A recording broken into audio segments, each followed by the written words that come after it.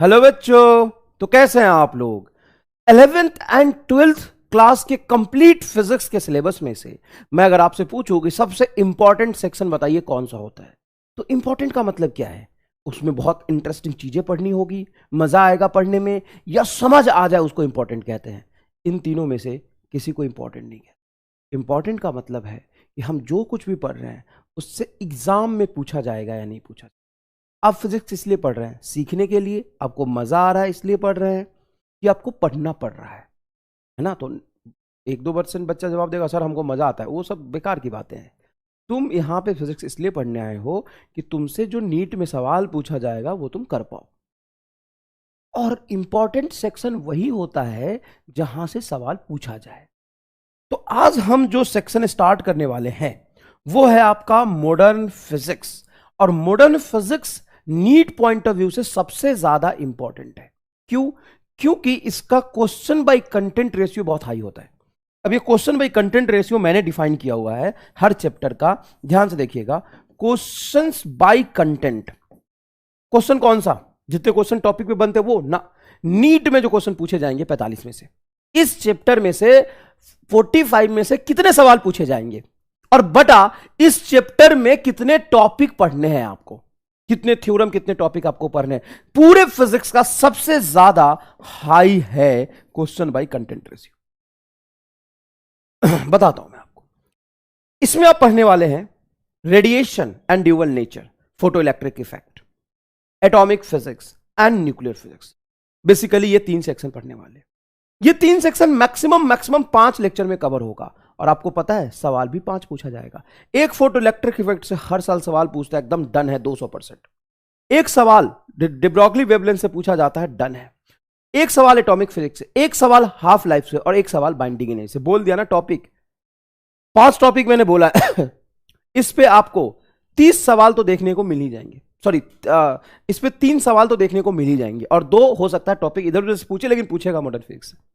तो 5 क्लास में हम पढ़ेंगे और 5 सवाल पूछा जाएगा। वैसे मैं आपको कंपेरिजन बेस्ड बताता हूं। जैसे मान लो मैं इलेक्ट्रोस्टैट की बात करता हूं, तो इलेक्ट्रोस्टैट मैंने आपको 8 लेक्चर में पढ़ाया था, और उसमें सवाल पूछे जाते हैं 2, मैक्सिमम 3, 2 या 3। इसको मैं 5 लेक्चर में पढ़ाऊंगा और सवाल ऑलमोस्ट 5 पूछे जाएंगे। तो इसका क्वेश्चन बाय कंटेंट रेशियो कितना हो गया? 1। इफिशियंसी इसकी मैक्सिमम एकदम है ना, 90%, 100% इफिशियंसी है इसकी। 1/4 मतलब 0.25, इसकी 25% इफिशियंसी है।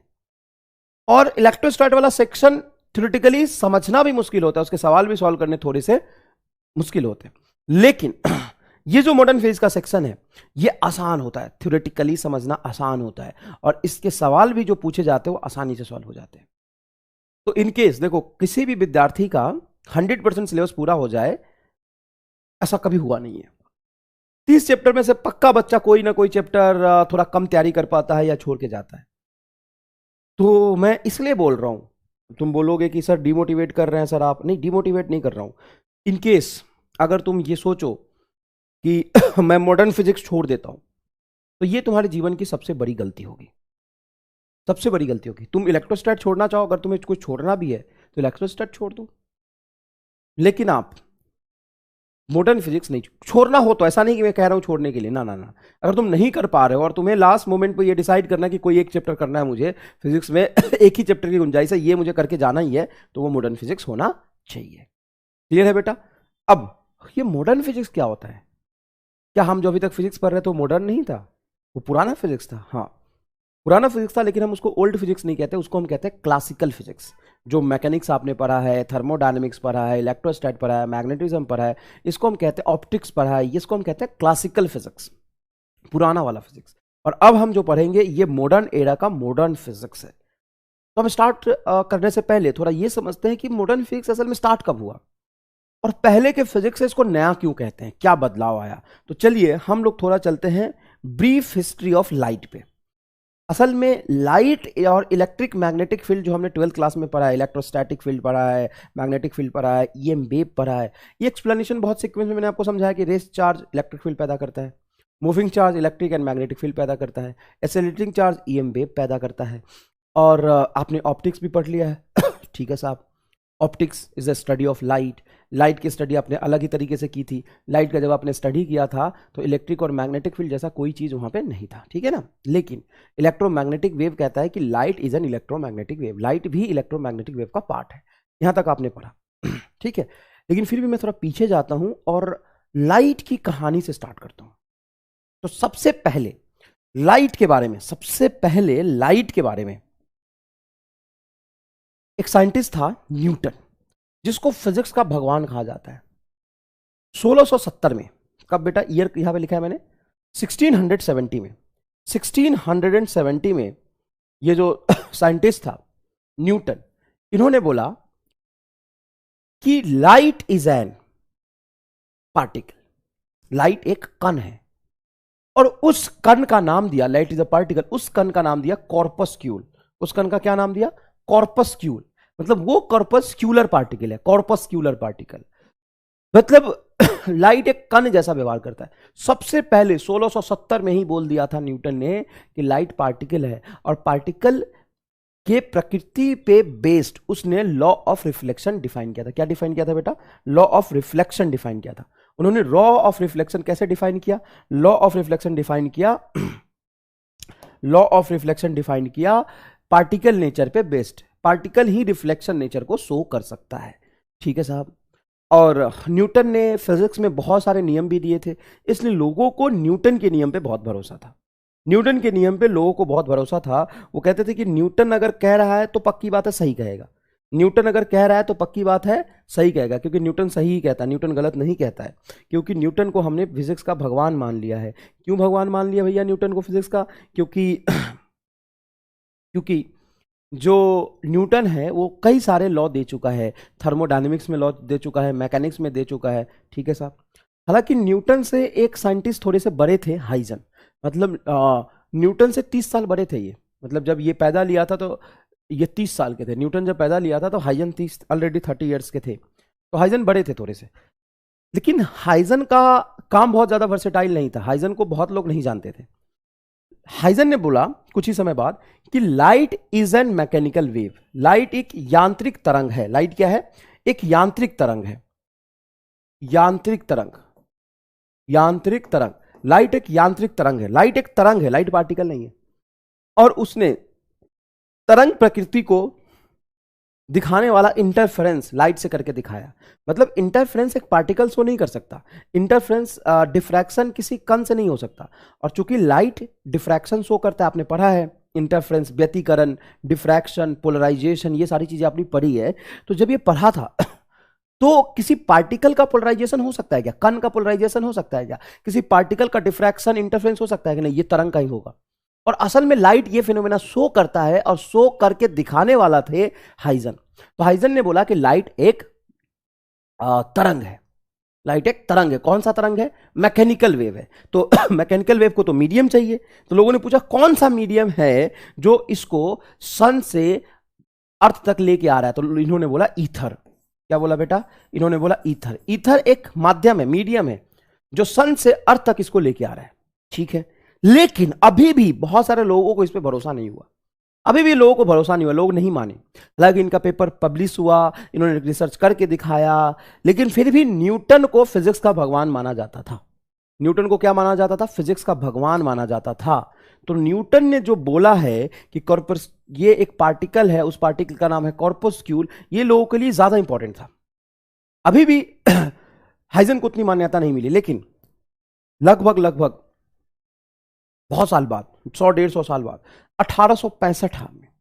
1865 में जब मैक्सवेल ने बोला कि light is an non mechanical wave, light is an non mechanical wave, even light is an EM wave, light is a EM wave. Light एक पार्टिकल नहीं है, लाइट यांत्रिक तरंग भी नहीं है, light is a EM wave, light electromagnetic wave है। किसने बोला? 1865 में मैक्सवेल बोला, जो हमने लास्ट लेक्चर में आपको बताया था। तब तक न्यूटन साहब, कौन से साहब? न्यूटन साहब और हाइजन साहब दोनों मर चुके थे। और चूंकि न्यूटन मर चुका था और बहुत साल हो गया था उसके मरे हुए, तो उसकी डोमिनेंसी थोड़ी सी फिजिक्स के एरा में कम होने लगा था। तो लोगों को ऐसा लगा कि यार न्यूटन बहुत पुराना साइंटिस्ट है, 100-200 साल पुराना, मतलब बहुत पुराना हो गया। हो सकता है न्यूटन साहब से कुछ गलती हो गई होगी। लाइट तरंग ही है, लाइट क्या है? तरंग ही है। लेकिन वो कौन सा तरंग है? यांत्रिक तरंग नहीं है, वो अयांत्रिक तरंग है, जिसको हम कहते हैं नॉन मैकेनिकल वेव। इसको कोई माध्यम नहीं चाहिए, लाइट को ट्रेवल करने के लिए कोई माध्यम नहीं चाहिए। सन से धरती के बीच में पूरा निर्वात है, बिना माध्यम के लाइट पहुंच जाता है। तो एक EM wave non mechanical wave से ही संभव है, कोई मीडियम नहीं होता। ये ट्रांसवर्स इन नेचर होता है। तो इलेक्ट्रोमैग्नेटिक वेव का जो भी प्रॉपर्टी है वो लाइट का प्रॉपर्टी होगा, क्योंकि light is a part of electromagnetic wave. Spectrum जब हमने पढ़ा था, gamma ray, X ray, ultraviolet, और फिर क्या पढ़ा था? Visible light. तो visible light is nothing but a combination of electric and magnetic field. मतलब लाइट असल में इलेक्ट्रिक एंड मैग्नेटिक फील्ड के वाइब्रेशन से बनता है। लो भैया, अलग ही कहानी। लाइट इलेक्ट्रिक फील्ड और मैग्नेटिक फील्ड के वाइब्रेशन से बनता है, ठीक है।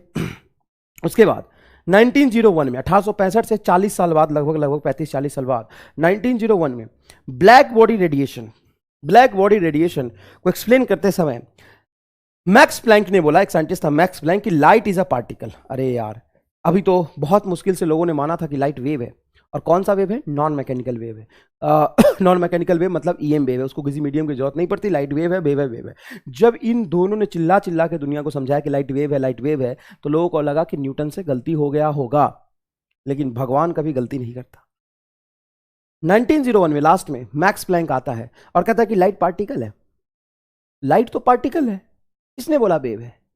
लाइट पार्टिकल है, और लाइट पार्टिकल होगा तभी हम ब्लैक बॉडी रेडिएशन और फोटो इलेक्ट्रिक इफेक्ट को एक्सप्लेन कर पाएंगे। Photo electric effect, photo electric effect को एक्सप्लेन कर पाएंगे।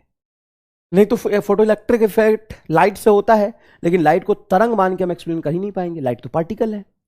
कौन बोल रहा है? Max Planck. Light is a particle, और उस पार्टिकल का नाम दिया उन्होंने फोटॉन। उसी पार्टिकल का नाम दिया, बेटा क्या दिया नाम? बताओ क्या दिया नाम? फोटॉन। कि लाइट एक पार्टिकल है, उस पार्टिकल को हम कहते हैं फोटॉन। वो फोटॉन पार्टिकल है। इससे इससे वो हो जाएगा। कौन सा पार्टिकल है? फोटॉन। लाइट तरंग नहीं है। किसने बोला कि लाइट तरंग है? लाइट तो पार्टिकल है, और उस पार्टिकल को हम कहते हैं फोटॉन। और फोटॉन मान के ही ब्लैक बॉडी रेडिएशन को और फोटो इलेक्ट्रिक इफेक्ट को एक्सप्लेन किया गया। नहीं तो ये फोटो इलेक्ट्रिक इफेक्ट और ब्लैक बॉडी रेडिएशन कभी एक्सप्लेन नहीं हो पाता। ये दोनों कभी एक्सप्लेन नहीं हो पाते। तो अब पूरी दुनिया के साइंटिस्ट लड़ने लगे। वो साइंटिस्ट कम्युनिटी, न्यूटन तो बेचारा गुजर गया था, जो हाइजन और मैक्सवेल को मानते थे, बूढ़े लोग जो ओल्ड एज साइंटिस्ट थे, क्योंकि मैक्सवेल से 40-50 साल बाद तो लोग बूढ़े हो ही जाते हैं। मैक्सवेल भी बूढ़ा हो गया था, मैक्स प्लैंक यंग था थोड़ा सा। तो पूरी दुनिया के साइंटिस्ट, बूढ़े लोग और जवान लोग, अलग अलग हिस्से में बट गए। जो बूढ़े लोग थे वो मैक्सवेल को और हाइजन को मानते थे। उन्हें बोला कि नहीं नहीं नहीं नहीं, ये सब नहीं चलेगा, लाइट तरंग ही है, जो प्रकाश है वो तरंग ही है, और वो ईएम तरंग है, चलो मान लो ईएम तरंग है। लेकिन जो नए साइंटिस्ट थे वो मैक्स प्लैंक को मानते थे। जैसे आइंस्टाइन हो गए, डिब्रॉगली हो गए, बहुत सारे नए साइंटिस्ट थे, वो कहते थे कि नहीं लाइट पार्टिकल है, और उस पार्टिकल को बोला जाएगा फोटॉन। तो पूरी दुनिया के बीच में लड़ाई छिड़ गया। साइंटिस्ट दो हिस्सों में बट गए और लड़ने लगे कि असल में लाइट है क्या। तभी एक साइंटिस्ट आता है, कहता है लड़ो मत। कौन आता है? एक साइंटिस्ट आता है और कहता है लड़ो मत। लाइट असल में दोनों है, प्रकाश दोनों है। Light have a dual nature. Light दोनों है, दोनों ही है लाइट। जैसे अगर मैं आपसे पूछूं कि आप अच्छे हो या बुरे हो, मतलब आप अच्छे बच्चे हो या बुरे बच्चे हो, तो इसका जवाब आप तो अपने मन से कुछ भी दे सकते हो। लेकिन असल में आप एक अच्छे स्टूडेंट की तरह बिहेव करते हो जब आप मेरे सामने होगे। जब आप एमआर के सामने होगे तो ऐसा बिहेव करोगे कि तुम बहुत अच्छे स्टूडेंट हो, पढ़ने वाले हो, क्लास में बैठोगे, तुम्हें नहीं भी समझ आएगा, लेकिन मास्टर की तारीफ करोगे कि हाँ हाँ मास्टर बहुत सही पढ़ा रहा है, ताकि मास्टर डीमोटिवेट ना हो जाए। तो आप एक अच्छे स्टूडेंट होते हो जब एक टीचर के सामने होते हो। जब आप पेरेंट्स के सामने होते हो तो दुनिया का सबसे ज्यादा डिसिप्लिन्ड बच्चा, सबसे ज्यादा अनुशासित बच्चा दुनिया में कौन होगा? तुम। जब आप अपने माता पिता के सामने होते हो। जैसे आप पड़ोसी के सामने होते हो तो दुनिया का सबसे उदंड बच्चे होते हो, पत्थर मार के भाग जाते हो, ठीक है भाई। जब आप दोस्तों के साथ होते हो तो तुम्हारा एक अलग ही लेवल होता है। और जब तुम अकेले होते हो, जो तुम अकेले हो और जैसा तुम अकेलेपन में व्यवहार करते हो वो किसी को नहीं पता है। वो एक अलग ही प्रकृति है तुम्हारी। सही बात है ना, अकेलेपन में जो तुम होते हो वो एक अलग ही प्रकृति है तुम्हारी। तो असल में तुम हो क्या? दुनिया वालों के लिए सबसे बेकार बच्चा, घर वालों के लिए सबसे डिसिप्लिन बच्चा, मेरे सामने सबसे अच्छा बच्चा, अनुशासित बच्चा, एक अच्छा विद्यार्थी, और अकेलेपन में सबसे कमीना इंसान, दोस्तों के सामने सबसे कमीना इंसान। तो तुम क्या हो ये तुम पे निर्भर नहीं करता। तुम क्या हो वो इस बात पे निर्भर करता है कि सामने कौन है। और हमेशा ये सही है, किसी भी इंसान का बिहेवियर क्या होगा वो इस बात पर निर्भर करता है कि सामने कौन है। सामने अगर पिताजी होते हैं तो भीगी बिल्ली बन जाते हो, सामने अगर पड़ोसी होता है या फिर किसी दोस्त से लड़ाई हो गया तो पत्थर लेके भागते हो, सबसे शक्तिशाली इंसान बन जाते हो। मान लो तुम रिक्शे वाले के सामने खड़े हो रिक्शा वाला भी इंसान है, इधर आ इधर आ इधर आ इधर आ, कहाँ जा रहा है, इधर चलेगा क्या, ऐसे बात करते हो। और गलती से अगर मैं तुम्हें सामने दिख जाऊंगा तो दोनों हाथ है ना वो पीछे जाने चाहिए, ये तो काट दूंगा ऐसे, हाँ सर कैसे हो आप। तो ये बिहेवियर होगा तुम्हारा।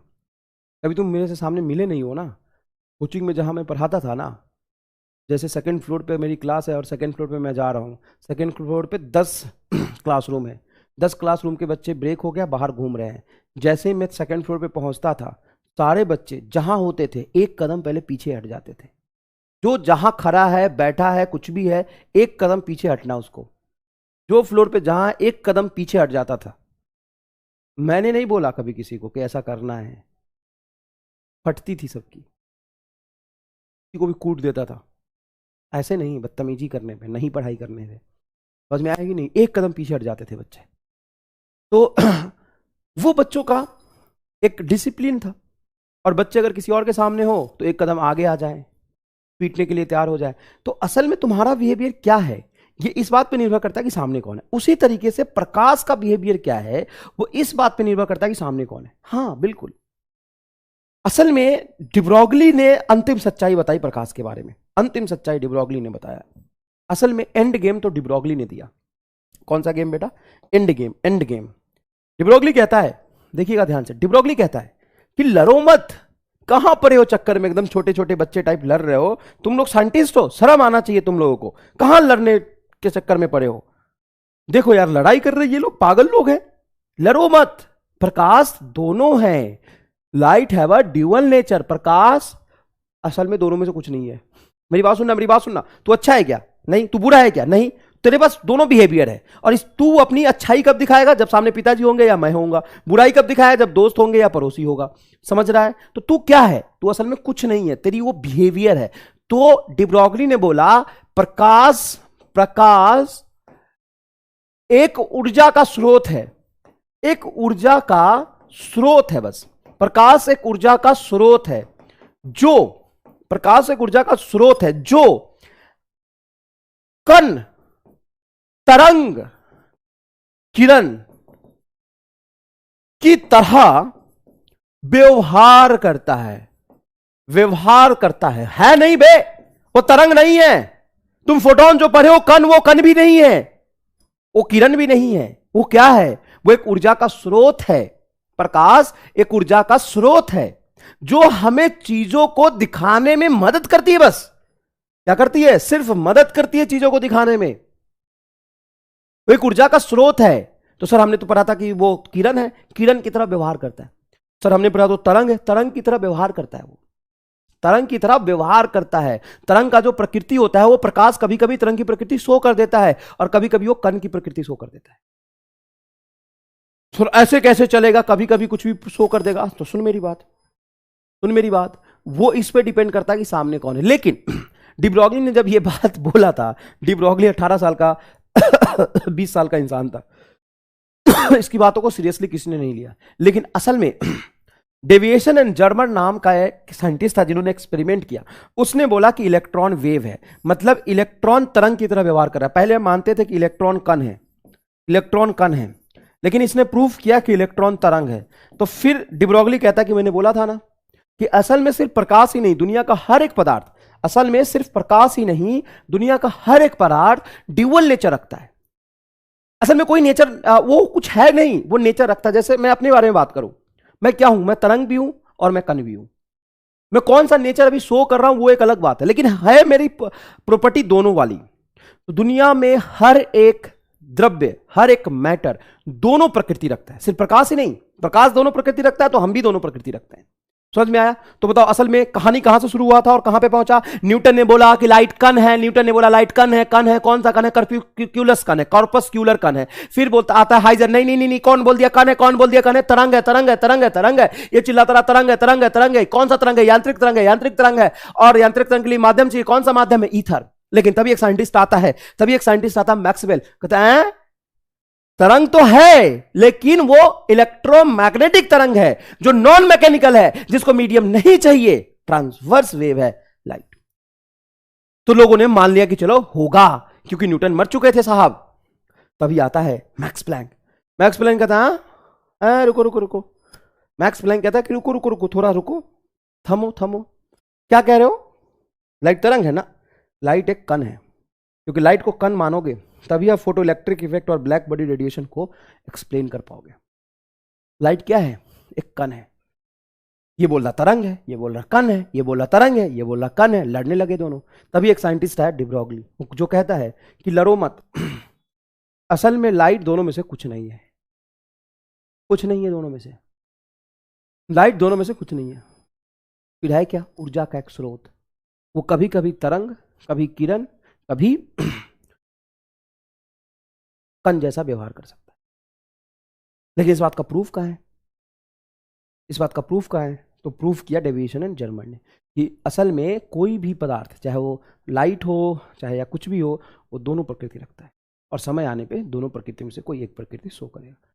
अब सवाल उठता है कि सर हमने लाइट को रे की तरह पढ़ा है, किरण की तरह पढ़ा है, तरंग की तरह पढ़ा है, अभी आप लाइट को कण की तरह पढ़ाओगे? हाँ, मैं बिल्कुल कण की तरह पढ़ाऊंगा। तो वो कब कौन सी प्रकृति शो करेगा?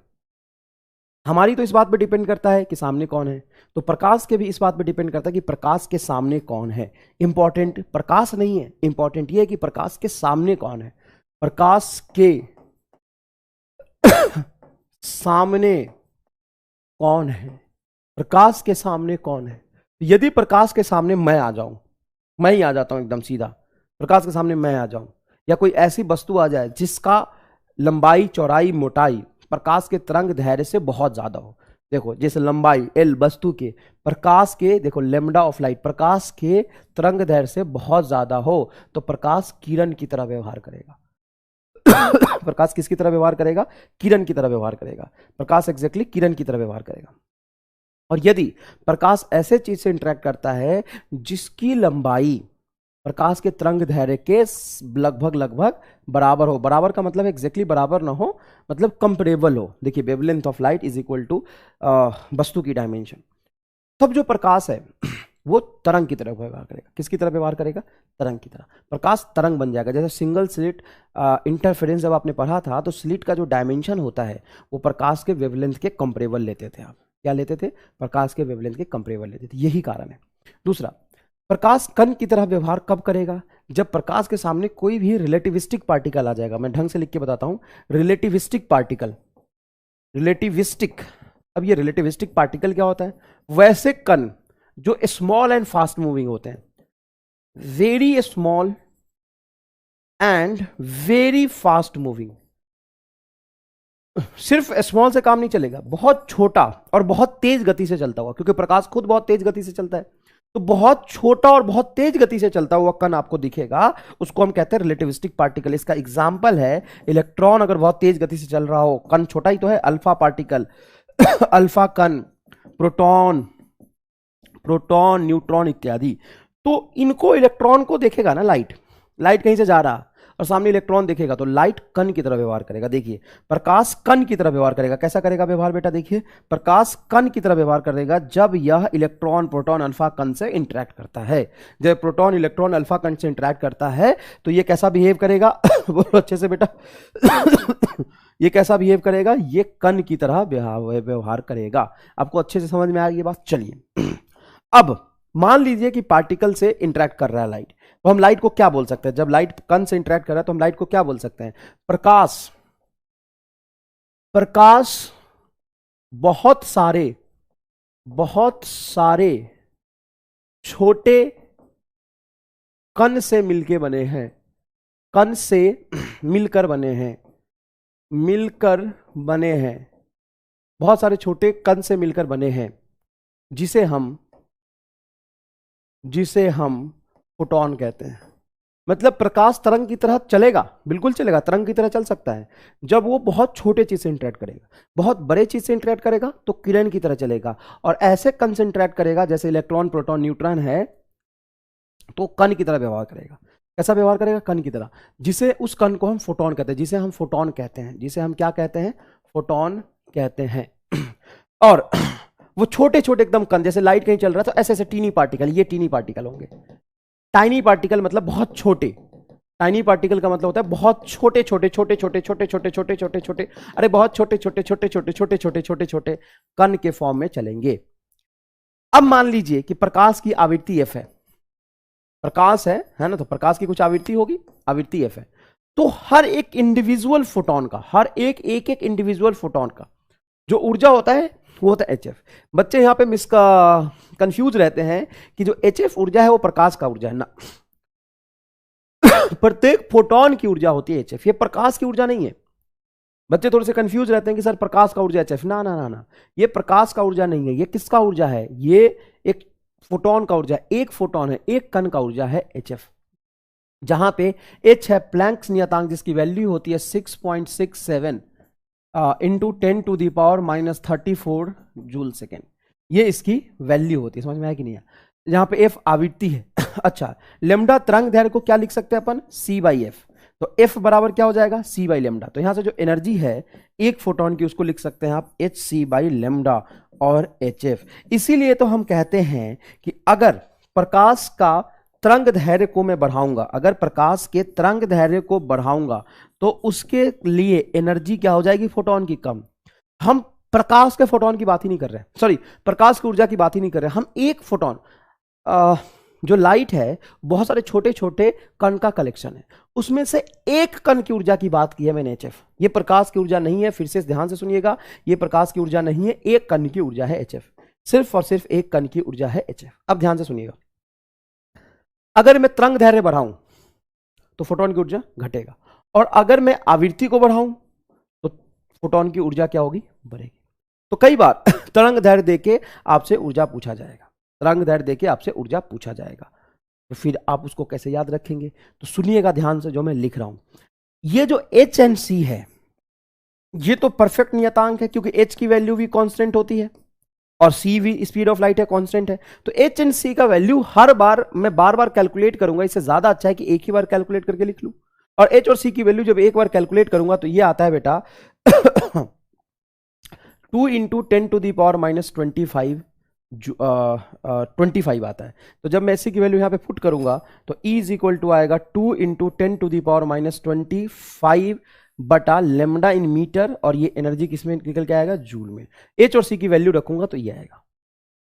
तो जब भी लेमडा कुछ दिया हो तो उसको मीटर में चेंज करके आप यहां पे रखेंगे, लेमडा को मीटर में रखेंगे, और एच और सी की वैल्यू होगी 2 इंटू 10⁻⁻25। ये जूल में आंसर देगा। लेकिन हर बार आपको जूल में आंसर निकालना नहीं होगा। क्यों सर, जूल में क्यों नहीं निकालना होगा? क्योंकि यहां पे जो ऊर्जा का यूनिट यूज होता है सबसे ज्यादा वो होता है बेटा electron volt, and 1 electron volt is equal to 1.6 into 10⁻⁻19 joule. 1.6 into 10⁻⁻19 joule. ये किसकी ऊर्जा है? ये एक ऊर्जा का सबसे छोटा इकाई है। तो हम फोटोन की ऊर्जा हमेशा और हमेशा इलेक्ट्रॉन वोल्ट के टर्म्स में ही देखते हैं। तो एक फोटोन की जो ऊर्जा होगी वो एसआई यूनिट में तो होगा 2 इंटू 10⁻⁻25 जूल बटा लेमडा इन मीटर, तो ये एसआई यूनिट में आएगा। लेकिन हमें इलेक्ट्रॉन वोल्ट में देखना है, तो कुछ नहीं, जूल को यहां पे जूल को 1 जूल को लिख देंगे, 1 electron volt divided by 1.6 into 10⁻⁻19। ये आ जाएगा आपका 12400 electron volt by lambda in angstrom. Lambda को हम किस में रखेंगे? एंगस्ट्रॉम में रखेंगे। जैसे लेमडा दिया हुआ है, एग्जाम्पल बता देता हूं, जैसे लेमडा दिया हुआ है 9 नैनोमीटर, 9 नैनोमीटर, तो हमें 9 इंटू 10⁻⁻9 मीटर नहीं रखना, हमें इसको एंगस्ट्रम में चेंज करना है। एंगस्ट्रम में चेंज करने का मतलब ये हुआ बेटा कि 9 इंटू 10⁻9 मीटर तो पहले से है ये, हमें एक एंगस्ट्रम का मतलब होता है 10 का पावर माइनस 10 मीटर, एक एंगस्ट्रम का मतलब होता है 10 का पावर माइनस 10 मीटर। तो यहां पे क्या करेंगे? 10 से मल्टीप्लाई और 10 से डिवाइड, अच्छे से समझ लो, कोई दिक्कत नहीं है। तो ये 10 ऊपर चला जाएगा तो 10 का पावर 10 10⁻⁹ है, ये टन ऊपर जाएगा तो 10⁻⁹, उसको एंगस्ट्रम कहते हैं। तो ये हो जाएगा आपका 90 एंगस्ट्रम। ठीक है, क्या हो जाएगा 90 एंगस्ट्रम। तो यहां पे वैल्यू रख देंगे हम 90। ये एग्जांपल से मैंने समझाया है। तो आपको ये वाला याद रहे ना रहे, ये वाला याद रखना ज्यादा जरूरी है। 12400 इलेक्ट्रॉन वोल्ट बटा लैम्डा इन एंगस्ट्रम, 12400 इलेक्ट्रॉन वोल्ट बटा लैम्डा इन एंगस्ट्रम। क्लियर है ये बात? तो ये है आपकी फोटोन की ऊर्जा। तो फोटोन की ऊर्जा कैसे कैलकुलेट करेंगे? तो फोटोन की ऊर्जा होती है E बराबर HF, जहां पे F को लिख सकते हैं हम C बाई लेमडा। तो फोटोन की ऊर्जा हो जाएगी HC बाई लेमडा। SC की वैल्यू हमने इलेक्ट्रॉन वोल्ट में निकाल लिया 12400 इलेक्ट्रॉन वोल्ट, जहां पे लेमडा एंगस्ट्रम में पुट करेंगे। समझ में आया कि नहीं आया? हमेशा लेमडा को एंगस्ट्रम में पुट करिएगा, इलेक्ट्रॉन वोल्ट में एनर्जी आपकी आ जाएगी एकदम धकाधक, बहुत जोरदार। ठीक है बेटा? नेक्स्ट समझिएगा बेटा। अब फोटोन की ऊर्जा की बात कर लेते हैं। किसकी ऊर्जा की बात करते हैं? फोटोन की ऊर्जा। सॉरी, फोटोन की ऊर्जा तो HF हमने बात कर लिया। प्रकाश की ऊर्जा, तो प्रकाश की ऊर्जा क्या होती है? प्रकाश की ऊर्जा होती है NHF। मतलब N क्या है? Number of photon. N है फोटोन की संख्या। बहुत आराम से समझिएगा। अगर मैं एनर्जी ऑफ लाइट की बात करूं तो एनर्जी ऑफ लाइट होगी आपकी HF। एक एक फोटोन की ऊर्जा होती है HF, और मान लीजिए कि n नंबर ऑफ फोटोन उस बीम में है, तो n से मल्टीप्लाई कर दीजिएगा, तो कुल प्रकाश बीम की जो ऊर्जा होगी वो होगी NHF। तो कई बार ऊर्जा देके नंबर ऑफ फोटोन पूछ लिया जाता है, तो कैसे निकालेंगे? n बराबर हो जाएगा एनर्जी ऑफ लाइट, याद रखिएगा, एनर्जी ऑफ लाइट बटा HF, और F को C बाई लेमडा भी लिख सकते हैं। तो ये हो जाएगा E लेमडा बटा HC। ये है आपका नंबर ऑफ फोटोन का मान। घबराना नहीं है, घबराना नहीं, बहुत आसान है। मैं समझाऊं एक बार और समझाऊं। देखो, जैसे फोटोन की ऊर्जा की बात करेंगे तो फोटोन की ऊर्जा होगा HF, F को लिख सकते हैं C by lambda, HC by lambda. Lambda बढ़ेगा तो एनर्जी घटेगी, फ्रीक्वेंसी बढ़ेगा तो एनर्जी बढ़ेगी। बहुत आसान है, फ्रीक्वेंसी बढ़ने पे एनर्जी बढ़ेगा, लेमडा बढ़ने पे एनर्जी घटेगा। क्या होगा? एनर्जी घटेगा। तो ये तो प्रकाश की बात, फोटोन की बात हो गई। अगर मैं एक फोटोन की ऊर्जा की बात करूं तो बार बार SC को मैं सॉल्व नहीं करूंगा, एक बार सॉल्व करके रख लूंगा। ऐसा यूनिट में होता है 2 × 10⁻⁻25 बटा लेमडा, मीटर में रखूंगा तो एनर्जी जूल में आ जाएगी। लेकिन अगर मैं फोटोन की एनर्जी को फिजिक्स के सवालों में निकालने की कोशिश करूंगा तो आंसर इलेक्ट्रॉन वोल्ट में दिया रहेगा, तो इसको इलेक्ट्रॉन वोल्ट में चेंज करूंगा तो ये होता है 12400। क्या होता है बेटा? 12400 इलेक्ट्रॉन वोल्ट बटा लैम्डा इन एंगस्ट्रम। लैम्डा को किस में रखूंगा मैं? एंगस्ट्रम में रखूंगा। लैम्डा को किस में रखूंगा मैं? एंगस्ट्रम में रखूंगा। तो ये तो बात हो गई फोटोन की। लेकिन हमें प्रकाश की जब बात करनी होगी तो प्रकाश की जो ऊर्जा होती है, एक फोटोन की ऊर्जा को n से गुना कर देंगे, जहां पे n नंबर ऑफ फोटोन हो जाएगा। तो नंबर ऑफ फोटोन बराबर क्या होगा? एनर्जी ऑफ प्रकाश बटा HF। ले बोल, समझ आया कि नहीं? HF किसकी ऊर्जा? HF किसकी ऊर्जा है? HF फोटोन की। प्रकाश की क्या होगी? NHF। प्रकाश की क्या होगी? NHF। प्रकाश की क्या होगी? NHF। अब फोटोन की कुछ प्रॉपर्टी, जैसे फोटोन का विराम द्रव्यमान, रेस्ट मास। फोटोन का रेस्ट मास होता है 0। ये एक हाइपोथेटिकल कंसेप्ट है। जैसे फोटोन का चाल क्या होता है? निर्वात में चाल क्या होता है? फोटोन का चाल 3 × 10⁸ मीटर पर second, speed of light c के बराबर होता है। क्या चाल कभी चेंज हो सकता है? निर्वात में ना नियत रहेगा। क्या फोटोन विराम में नहीं आएगा? कभी नहीं आएगा। जब फोटोन विराम में आएगा ही नहीं तो फोटोन को विराम में रख के उसका द्रव्यमान मेजर कैसे करोगे? समझ रहा है बात मैं क्या कह रहा हूं? इलेक्ट्रॉन का रेस्ट मास कितना होता है? वही 9.1 × 10⁻31 kg मेरा रेस्ट मास होगा, क्योंकि मैं रेस्ट में आ सकता हूँ। इलेक्ट्रॉन रेस्ट में आ सकता है, प्रोटॉन रेस्ट में आ सकता है, लेकिन फोटोन रेस्ट में नहीं आएगा। तो इसीलिए हाइपोथेटिकली लोगों ने बोला कि फोटोन स्पीड ऑफ लाइट से चलता है, और कोई भी चीज अगर स्पीड ऑफ लाइट से चले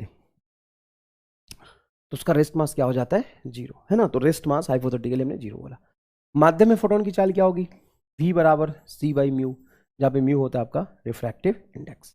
जहां पे म्यू क्या होता है? Refractive index. कोई खास बात नहीं है। फोटोन का आवेश कितना होता है? 0। फोटोन एक उदासीन कण है, न्यूट्रॉन की तरह। उदासीन कण है फोटोन, एक उदासीन कण है। उस पे नेट चार्ज होता है 0। लेकिन उदासीन कण तो बहुत सारे होते हैं। क्या हम उस पर चार्ज कर सकते हैं? हाँ, इलेक्ट्रॉन दे दोगे तो चार्ज हो जाएगा। क्या हम फोटोन को आवेशित कर सकते हैं? नहीं, उसका रेस्ट मास 0 होता है, मास ही नहीं है। और जहां मास नहीं हो पे चार्ज संभव नहीं है।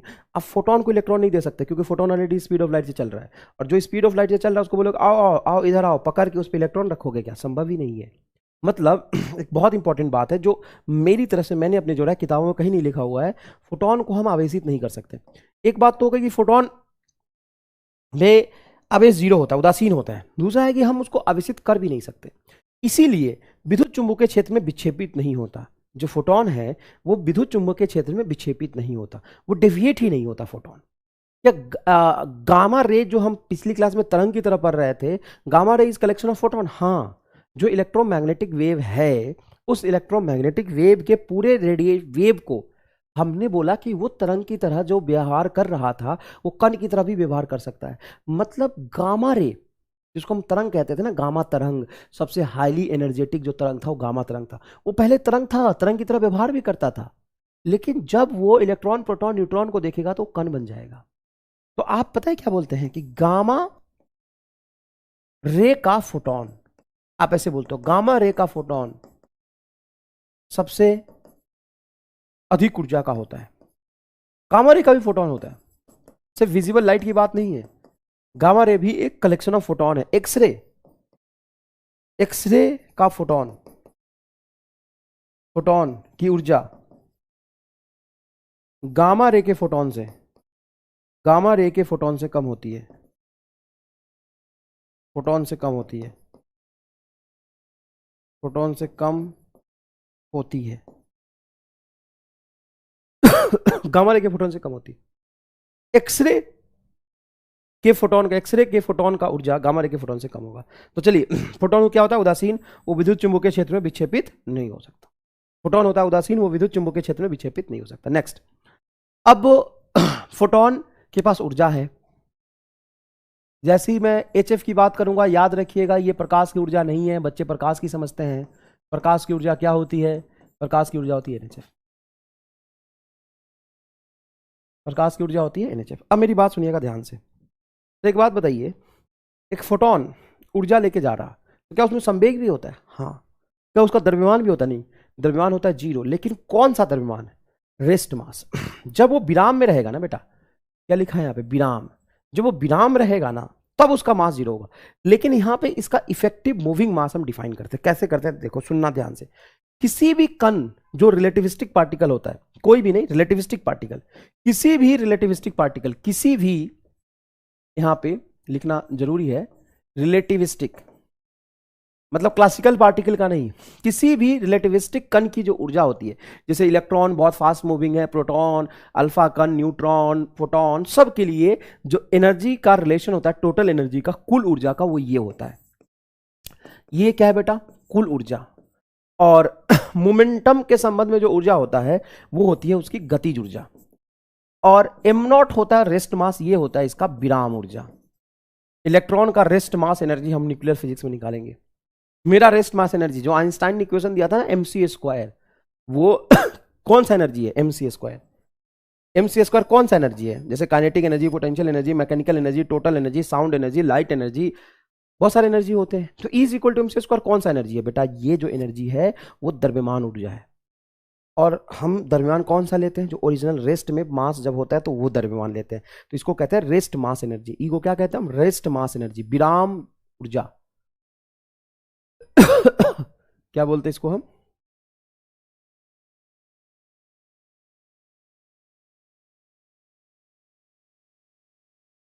इसको क्या कहते हैं? विराम ऊर्जा।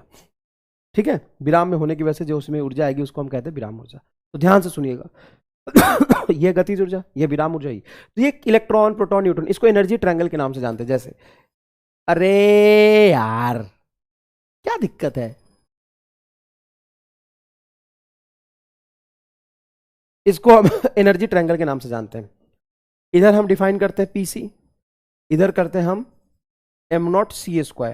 ये दोनों 90 डिग्री पे होता है, तो नेट एनर्जी ये आ जाता है। ये आपको समझने की ज्यादा कुछ खास जरूरत नहीं है। इन दोनों का सम होता है पाइथागोरस थ्योरम से 90 डिग्री पे, PC और m0 का c²। तो पाइथागोरस थ्योरम पे तो 90 डिग्री पे सम ऐसे करते हैं, PC का होल स्क्वायर, बेस का whole square plus perpendicular whole square बराबर हाइपोटेन्यूज। तो ये आता है। ठीक है, तो ये इतना डिटेल में आपको पढ़ने की जरूरत नहीं, लेकिन ये होता है। इलेक्ट्रॉन के लिए भी इसी तरीके से टोटल एनर्जी लिखते हैं। इलेक्ट्रॉन का टोटल एनर्जी बराबर होता है इलेक्ट्रॉन की काइनेटिक एनर्जी और रेस्ट मास एनर्जी का वेक्टर सम। ठीक है। लेकिन हमें तो यहां पे फोटोन के लिए पढ़ना है। तो जब हम फोटोन की बात करेंगे तो फोटोन का विराम द्रव्यमान m0 होता है 0। m0 0 होता है तो यहां पे m0 की वैल्यू हम रख देंगे 0। जैसे m0 की वैल्यू हम 0 रखेंगे तो E बराबर, ये कौन सी ऊर्जा है? कुल ऊर्जा। यहां पे एक खास उद्देश्य है इसलिए मैं यहां पे लिख रहा हूं, नहीं तो मैं डायरेक्ट भी लिख सकता था। कुल ऊर्जा बराबर रूट अंडर PC का whole square. Root under PC का होल स्क्वायर, तो रूट से स्क्वायर कटेगा तो ये बनेगा पी इंटू सी, जहां पे पी क्या है, संवेग। पी क्या है बेटा, संवेग। अब ध्यान से देखिएगा तो फोटोन की जो ऊर्जा होती है ई, उसको तो हम एच एफ लिखते हैं, लिख लो, बिल्कुल लिखते हैं, लेकिन यहां पे फोटोन की ऊर्जा तो पीसी के बराबर आई है। तो कई बार ये सवाल बच्चे से पूछा जाता है कि जो फोटोन की ऊर्जा आप जो लिखते हो एच एफ, ये कौन सी ऊर्जा है, टोटल एनर्जी है या फिर ये काइनेटिक एनर्जी है। तो बेटा ध्यान से सुनिएगा, फोटोन के लिए जो एच एफ एनर्जी है, ये टोटल एनर्जी भी है और काइनेटिक एनर्जी भी है, दोनों है साहब। फोटोन के लिए जो ऊर्जा लिखते हैं ना हम एच एफ, वो टोटल एनर्जी भी और काइनेटिक एनर्जी भी। मेरी बात सुनना ध्यान से, ई क्या है, कुल ऊर्जा, तो कुल ऊर्जा को भी एच एफ लिखते हैं, और कुल ऊर्जा असल में आता क्या है, पी इंटू सी, काइनेटिक एनर्जी के बराबर। तो फोटोन की जो एनर्जी होती है एच एफ, वो कुल ऊर्जा भी होती है और काइनेटिक एनर्जी भी होती है। एच एफ जो कुल है वही काइनेटिक है, क्योंकि रेस्ट मास एनर्जी यहाँ पे क्या होता है, जीरो। फील आया कि नहीं आया? अब सुनो ध्यान से, तो ई बराबर पीसी, ये रट लो फोटोन के लिए, और सिर्फ फोटोन के लिए लिखते हैं, ये किसी इलेक्ट्रॉन के लिए एच एफ नहीं लिख सकते, या सिर्फ फोटोन के लिए सही है, सिर्फ फोटोन के लिए सही है। और ये जो मैंने लिखा है ये भी सिर्फ फोटोन के लिए सही है। सर कैसे, आपने बोला तो सभी कण का होगा, जब सभी कण का एम नॉट जीरो थोड़ी ना होगा, ये for photon he am not zero होगा ना। तो सिर्फ फोटोन के लिए सही है। मैं किसके लिए लिख रहा हूं, ध्यान से सुनना, सिर्फ फोटोन के लिए सही है। कई बार बच्चा इलेक्ट्रॉन के लिए भी ई बराबर पीसी लिख देता है, या इलेक्ट्रॉन के लिए एच एफ लिख देता है। मैंने देखा है 50-60% बच्चे गलती से, मैं बहुत धीरे धीरे पढ़ा रहा हूं बेटा, एकदम डिटेल में फील दिलाते हुए पढ़ा रहा हूं, कोई भी गलती नहीं होने दूंगा अगर तू ढंग से पढ़ ले। हो सकता है कि एक लेक्चर के 2 लेक्चर के बजाय मैं 3 ले लूं, लेकिन उस 3 लेक्चर में 1 घंटा फालतू दे दोगे ना, तो आपको एकदम डीप में जहां पे आप गलती कर सकते हो ना, वो चीजें सिखा दूंगा मैं।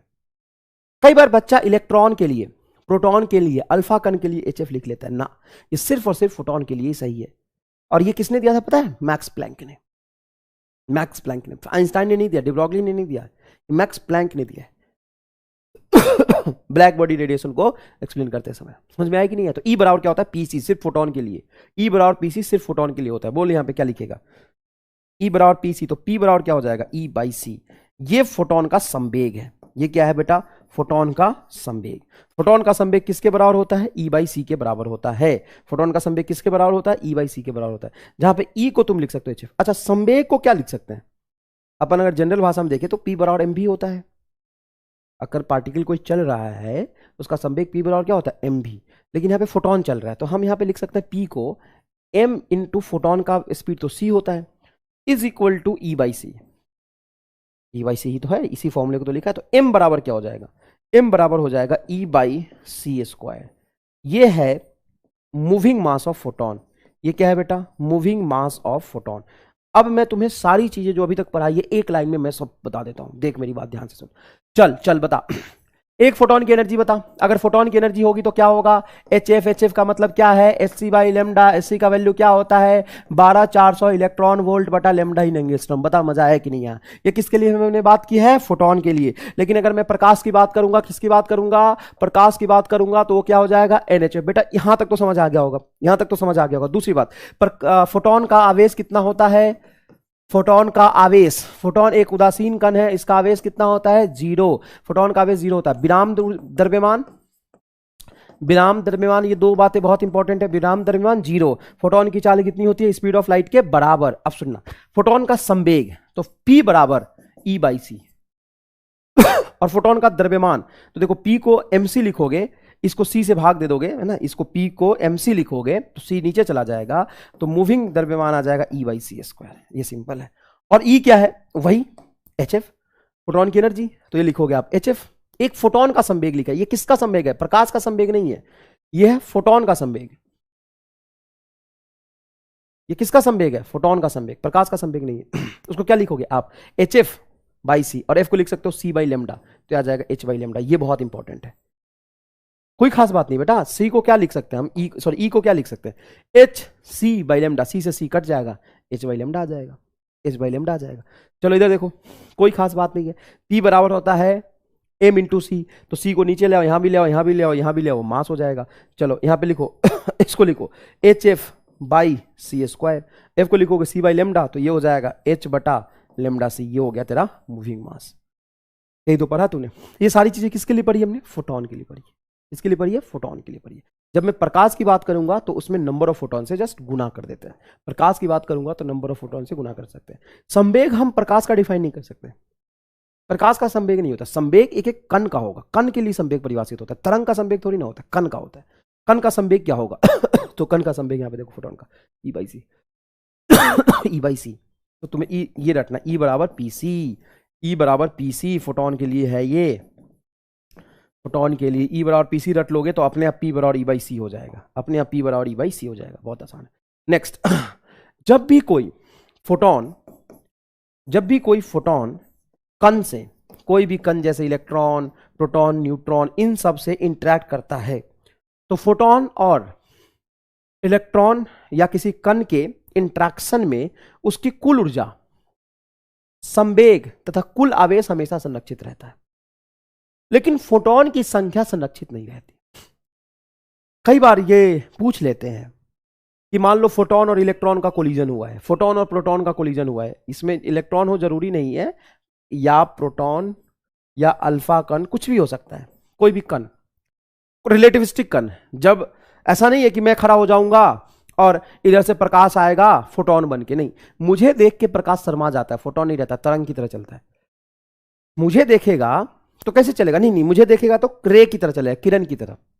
अगर प्रकाश मुझे देखता है, तुमको देखता है, तो कैसे चलता है, किरण की तरह। लेकिन एकदम छोटे से होल को देखेगा तो तरंग बन जाता है, और किसी रिलेटिविस्टिक कण जैसे इलेक्ट्रॉन, प्रोटॉन, न्यूट्रॉन को देखता है तो कण बन जाता है। तो फोटोन एक कण है, और ये फोटोन का इंटरेक्शन अगर किसी इलेक्ट्रॉन, प्रोटॉन, न्यूट्रॉन से होगा तो इसमें कुल ऊर्जा संरक्षित रहेगी, कुल आवेश संरक्षित रहेगा, कुल संवेग संरक्षित रहेगा, लेकिन फोटोन की संख्या संरक्षित रहे ये जरूरी नहीं है। इसका हम पढ़ेंगे आगे चल के पेयर प्रोडक्शन। पेयर प्रोडक्शन में क्या होता है बेटा, जब भी दो हाईली एनर्जेटिक गामा रे का फोटोन, ये किसका फोटोन है, गामा रे का फोटोन, फोटोन का सिंबल भी होता है बेटा, जैसे इलेक्ट्रॉन को ई माइनस लिख देते हैं ना, प्रोटॉन को पी लिखते हैं, फोटोन को गामा से रिप्रेजेंट करते हैं, ऐसे ऐसे ऐसे ऐसे रिप्रेजेंट करते हैं।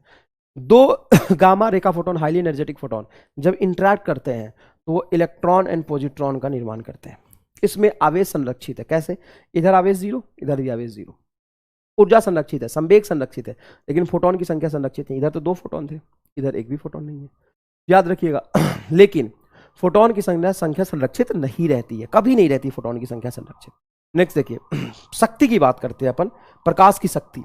तो बेटा प्रकाश की शक्ति और किसी चीज की शक्ति, और शक्ति होता है ऊर्जा प्रति एकांक समय से प्रवाहित, प्रति एकांक समय से किसी ए क्षेत्रफल से ऊर्जा जो प्रवाहित होगी ना, उसको कहते हैं हम शक्ति, ऊर्जा पर यूनिट टाइम। इसका यूनिट वॉट होता है, ऑब्वियस सी बात है, इसका यूनिट क्या होता है, वॉट।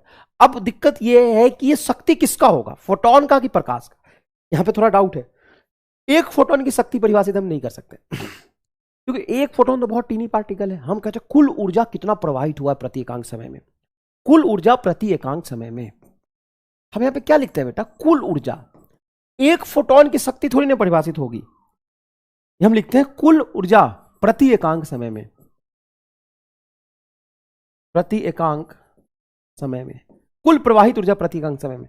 तो ये हम प्रकाश के लिए परिभाषित करते हैं ना, यहां पे हम लिखते हैं प्रकाश की शक्ति, मैंने लिखा भी है प्रकाश की शक्ति। जब प्रकाश की शक्ति लिखेंगे तो ऑब्वियस सी बात है कि जहां यहां पे जो ऊर्जा लिखेंगे वो किसका लिखेंगे, प्रकाश का। तो प्रकाश का ऊर्जा चलो लिखो, प्रकाश का ऊर्जा लिखो, तो P बराबर प्रकाश का ऊर्जा होगा NHF/T, ये आएगा शक्ति का फॉर्मूला, NHF/T। दूसरा है प्रकाश की तीव्रता। देखो यहां पे फिर से मैंने किसका तीव्रता लिखा है, प्रकाश का। एक फोटोन की तीव्रता परिभाषित नहीं होती है एक फोटोन तो एक फोटोन है। तीव्रता का मतलब क्या होता है, कुल energy falling per unit area per unit time. देखिए प्रति एकांक समय में देखिए प्रति एकांक समय में, देखिए प्रति एकांक समय में प्रति एकांक क्षेत्रफल पर आपतित विकिरण ऊर्जा को तीव्रता कहते हैं। विकिरण ऊर्जा को क्या कहते हैं, हम तीव्रता कहते हैं। प्रति एकांक समय में प्रति एकांक क्षेत्रफल पर आपतित विकिरण ऊर्जा को। तो यहां पे समझिएगा ध्यान से, इंटेंसिटी को जब हम आई से रिप्रेजेंट करेंगे, किससे रिप्रेजेंट करेंगे, आई से। आई बराबर तीव्रता को आई से रिप्रेजेंट करते हैं, किसकी तीव्रता होगी, प्रकाश की तीव्रता होगी। तो कुल ऊर्जा किसका, प्रकाश का, प्रति एकांक समय और प्रति एकांक क्षेत्रफल से आपतित, ये होगी इसकी तीव्रता। अब चाहें तो E बाई टी को P भी लिख सकते हैं, ये भी प्रकाश का बटा समय है तो इसको P भी लिख सकते हैं, तो I को हम P बाई ए भी लिख सकते हैं, क्योंकि P E बाई टी को P लिखेंगे, E बाई टी को P लिखेंगे, तो तीव्रता बराबर होता है शक्ति बटा क्षेत्रफल। तीव्रता बराबर क्या होता है? शक्ति बटा क्षेत्रफल।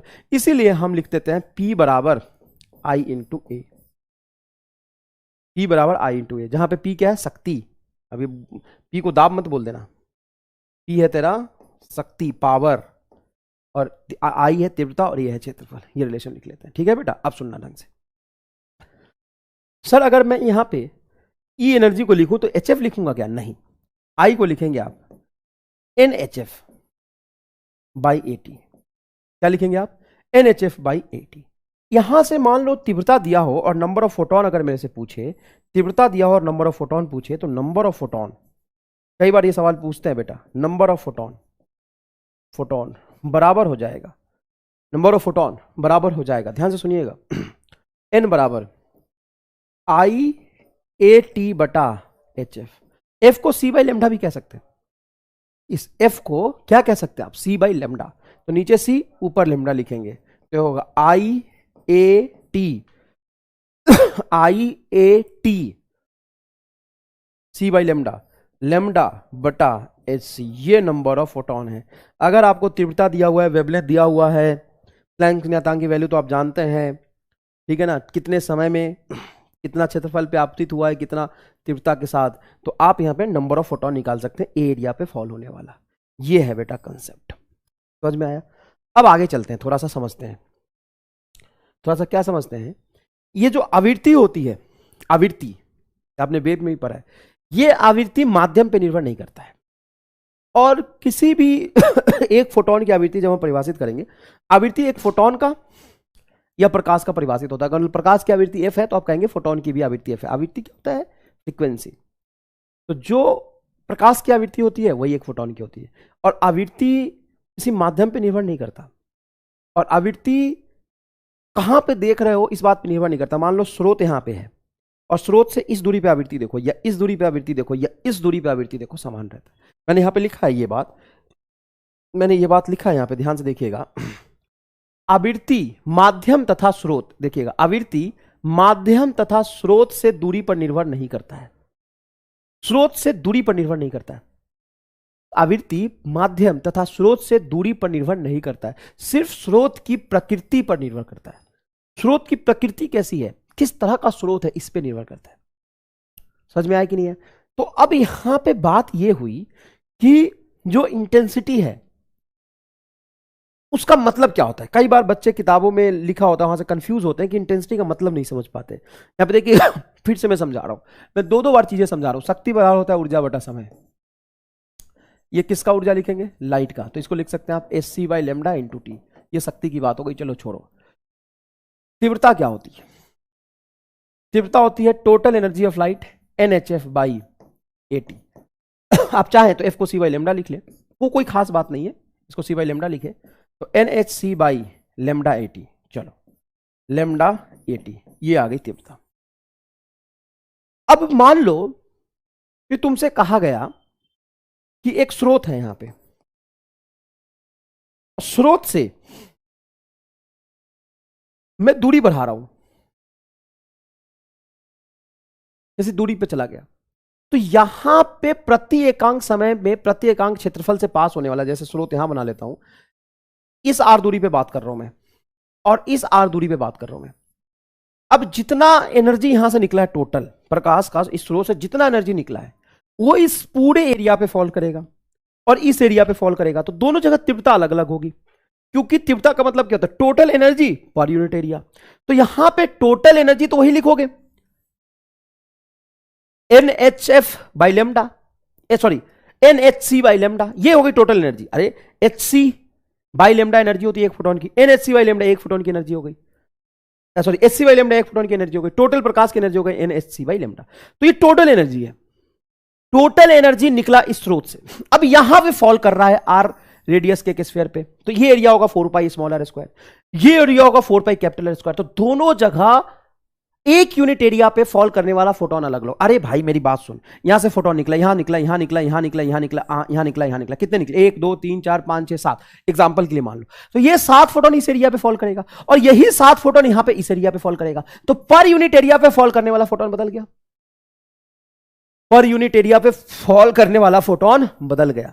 तो इंटेंसिटी मेजर क्या करता है असल में? तो एक स्रोत की बात करूंगा तो एक स्रोत से निकलने वाले प्रकाश का वेवलेंथ और जगह वही रहेगा। सी कांस्टेंट है, speed of light H constant है, और जो टोटल एरिया है, अगर मैं क्रॉस सेक्शन एरिया को कांस्टेंट मानूं, टी को कांस्टेंट मानूं, तो इंटेंसिटी का मतलब सिर्फ होता है किसी कांस्टेंट एरिया पे फॉल करने वाले फोटोन की बात करूं मैं, है ना। दूर जाने पे इंटेंसिटी बदलता है, ये मैंने बताया। अगर स्रोत से मैं दूरी बढ़ाऊं, स्रोत से दूरी बढ़ाने पर ये क्षेत्रफल क्या हो जाता है?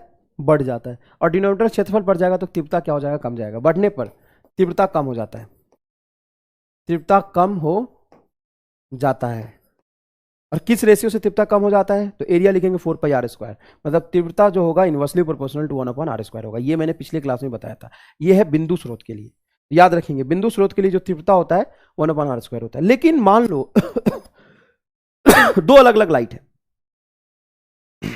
दो अलग अलग लाइट है, और सेम यूनिट एरिया में, मैं यूनिट एरिया सेम लेता हूं, मतलब एक ही यूनिट एरिया लेता हूं, एरिया सेम लेता हूं, एरिया सेम लेता हूं, और सेम ही समय में फॉल करने वाली एनर्जी देखता हूं। तो ये होगा N, ये होगा देखो N H C by lambda AT, मतलब सेम तरंग दैर्ध्य का या सेम आवृत्ति का एक प्रकाश गया, आवृत्ति सेम है, तरंग दैर्ध्य सेम है, H और C सेम होता है। एरिया तो एक्सटर्नल प्रॉपर्टी है, वो प्रकाश की प्रॉपर्टी तो है नहीं। मैंने एक यूनिट एरिया लिया है। एरिया किसकी प्रॉपर्टी है बताओ? क्षेत्रफल किसकी प्रॉपर्टी है? प्रकाश की प्रॉपर्टी कि तुम जो क्षेत्रफल लोगे, तुम एक यूनिट एरिया ले रहे हो, एरिया ले रहे हो, और उतने ही समय में फॉल करने वाला देख रहे हो। तो यहां पे तीव्रता का मतलब हो गया क्या? Number of photon. देखो N, मतलब तीव्रता जो होगा वो समान आवृत्ति समान तरंग दैर्ध्य के लिए, ध्यान से देखिएगा बेटा, जो तीव्रता होगा वो नंबर ऑफ फोटोन के समानुपाती होगा। जितना अधिक तीव्रता मतलब नंबर ऑफ फोटोन अधिक। इवन तीव्रता को हम फोटोन फ्लक्स के नाम से जानते हैं। जैसे हम इलेक्ट्रिक फील्ड फ्लक्स पढ़ते हैं ना, इलेक्ट्रिक फ्लक्स, इलेक्ट्रिक फ्लक्स को कैसे परिभाषित करते हैं? Total number of photon passing through the given area. हम फोटोन फ्लक्स को कैसे परिभाषित करते हैं बेटा? फोटोन फ्लक्स को कैसे परिभाषित करते हैं? फोटोन फ्लक्स को हम परिभाषित करते हैं टोटल नंबर, फोटोन फ्लक्स को परिभाषित करते हैं हम total number of electric field lines passing through the given cross section area. उसी तरीके से हम तीव्रता को भी हम कहते हैं फोटोन फ्लक्स। ये तीव्रता असल में काउंट करता है किसी एक ही, ध्यान सुनिएगा, किसी एक ही स्रोत से निकलने वाला लाइट, यहां पे एक ही स्रोत से ये लाइट चल रहा है, प्रकाश चल रहा है, तो उसी एरिया से, उसी एरिया से यहां से पास करने वाला एरिया से टी समय में नंबर ऑफ फोटोन, और यहां से एरिया से टी समय में पास करने वाला नंबर ऑफ फोटोन अलग होगा। और नंबर ऑफ फोटोन ही किसके समानुपाती होगा? तीव्रता के समानुपाती होगा। देखो ना, नंबर ऑफ फोटोन, जब नंबर ऑफ फोटोन ज्यादा गुजर रहा है यहां से, नंबर ऑफ फोटोन इसी एरिया से ज्यादा गुजरेगा, इस एरिया से नंबर ऑफ फोटोन कम गुजरेगा। मतलब तीव्रता ज्यादा होने का मतलब क्या है? नंबर ऑफ फोटोन का ज्यादा होना। तीव्रता कम होने का मतलब क्या है? नंबर ऑफ फोटोन का कम होना। तीव्रता सिर्फ नंबर ऑफ फोटोन के समानुपाती होता है, ठीक है ना। तो मैं ये बता रहा हूं, हाँ, दूरी बढ़ाने पे तीव्रता तो कम होगी, तीव्रता कम होगी तो इसी यूनिट एरिया से पास करने वाला नंबर ऑफ फोटोन कम हो जाएगा। दूसरी बात ये देखो, मान लो यहाँ पे स्रोत है, इस आर रेडियस पे मैंने स्फीयर बनाया और इस आर रेडियस पे स्फीयर बनाया। एक बात बताओ, एक यूनिट एरिया से पास करने वाला नंबर ऑफ फोटोन और यहां से एक यूनिट एरिया से पास करने वाला नंबर ऑफ फोटोन कहां पे ज्यादा होगा? सर यहाँ पे ज्यादा होगा, क्योंकि यहाँ पे तीव्रता ज्यादा है, यहाँ पे तीव्रता कम है। और दूसरी बात, कम एरिया से उतने ही फोटोन पास कर रहे हैं जितने इसमें ज्यादा एरिया से फोटोन पास कर रहा है, ठीक है ना। ज्यादा एरिया से उतने ही फोटोन पास कर रहे हैं। तो एक यूनिट एरिया में कहां से ज्यादा फोटोन पास कर रहा है? ऐसे समझो, एक यूनिट एरिया से ज्यादा फोटोन कहां पे पास कर रहा है? तो देखो, नंबर ऑफ फोटोन बटा एरिया, यहां से नंबर ऑफ फोटोन बटा इसका एरिया बराबर यहां से नंबर ऑफ फोटोन बटा इसका एरिया। मैं लिखता हूं, अगर नहीं बराबर कैसे लिख सकता हूं? एक मिनट को, इंटेंसिटी तो दोनों जगह अलग अलग है। मतलब मेरे कहने का मतलब ये है बस कि मान लो 10 फोटोन आए, तो 10 फोटोन कम एरिया में आए, 10 फोटोन कम एरिया में आए, तो 10 फोटोन बटा एरिया कम, और यहां पे उतने ही 10 फोटोन ज्यादा एरिया पे फॉल कर रहा, 10 फोटोन ए ज्यादा, तो पर यूनिट एरिया में अगर मैं नंबर ऑफ फोटोन देखूं तो यहां पे ज्यादा होगा। 1 यूनिट एरिया में फोटोन यहां ज्यादा है, यहां पे 1 यूनिट एरिया से फोटोन कम हुआ है, 1 यूनिट एरिया से। और 1 यूनिट एरिया से जो फोटोन पास करता है ना, उसी को हम क्या कहते हैं? तीव्रता। देखो 1 यूनिट एरिया से जो फोटोन पास करता है, देखो फोटोन पास करता है, उसी को हम कहते हैं तीव्रता। तो किसी एक प्रकाश के लिए, ध्यान से समझिएगा, किसी एक प्रकाश के लिए आवृत्ति तो नियत रहेगी, एक प्रकाश के लिए आवृत्ति नियत रहेगी। यहां पे मैंने लिख के दिखाया आपको, यहां पे लिख के दिखाया, देखिए आवृत्ति माध्यम तथा स्रोत से दूरी पर निर्भर नहीं करता। मान लो एक लाइट किसी एक मीडियम से दूसरे मीडियम में चला गया, या किसी स्रोत से बहुत दूर चला गया, तो उसकी आवृत्ति उतनी ही रहेगी। अब उसकी आवृत्ति और तरंग दैर्घ्य उतनी ही रहेगी, मतलब यहां से एफ उतना ही रहेगा, एच तो कांस्टेंट होता है। एरिया, 1 यूनिट एरिया की बात करूंगा मैं, एक टी किसी एकांक समय में बात करूंगा, तो ये सारी चीजें तो नियत हो गई ना। और अगर ये सारी चीजें नियत हो गई तो आप कह सकते हैं जो तीव्रता होती है एन के समानुपाती होती है। अब डाउट कहां आता है? डाउट यहां आता है कि सर अगर मैं आवृत्ति बदल दूं तो फिर तीव्रता आवृत्ति पे भी निर्भर करेगा, तीव्रता आवृत्ति पे भी निर्भर करेगा अगर आवृत्ति बदल दोगे तो तीव्रता आवृत्ति पे निर्भर करता है। लेकिन आप एक ही स्रोत की बात करोगे तो तीव्रता तो आवृत्ति तो नियत रहती है।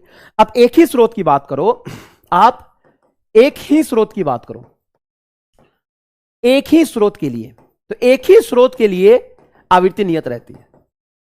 एक स्रोत के लिए आवृत्ति नहीं बदल सकते आप, एक स्रोत की आवृत्ति नियत ही रहेगी। अगर एक स्रोत की आवृत्ति नियत रहेगी, एरिया नियत है, टी नियत है, एच नियत है, तो फोटोन की तीव्रता जो होगी नंबर ऑफ फोटोन के समानुपाती होगी। बस ये कहना चाह रहा, सिर्फ ये कहना चाह रहा है। अब ये 2 सवाल लिखे मैंने, ये 2 सवाल लिखे हैं। क्वेश्चन नंबर 1 का सॉल्यूशन समझना। क्या कह रहा है? यदि तीव्रता को 2 गुना कर दिया जाए तो फोटोन की संख्या क्या होगी? सर इसमें स्रोत के बारे में तो कहा ही नहीं, एक ही स्रोत है कि अलग अलग स्रोत है। तो स्रोत के बारे में कुछ ना बोला जाए तो एक ही स्रोत मानेंगे आप, बिल्कुल। ये 50 सवाल सॉल्व करके कंक्लूजन जो निकला वो बता रहा हूं। स्रोत के बारे में ना बताया जाए, स्रोत ना दिया हो तो एक ही स्रोत मानते हैं हम, एक ही स्रोत मानते हैं, स्रोत मानते हैं मतलब कुछ भी नियत करेगा स्रोत एक ही है। और स्रोत अगर एक ही है तो उसकी आवृत्ति क्या होगी? नियत होगी। यदि स्रोत सेम है तो उसकी आवृत्ति क्या होगी? नियत होगी। स्रोत सेम है तो उसकी आवृत्ति क्या होगी? नियत होगी। अगर आवृत्ति नियत है तो चलो यहां पे देखते हैं। आई बराबर, तूने यही पढ़ा है, NH/AT। क्या पढ़ा है? आई बराबर NHF/AT। अगर आई बराबर NHF/AT है तो ये टर्म तेरा हो गया कांस्टेंट। तो नंबर ऑफ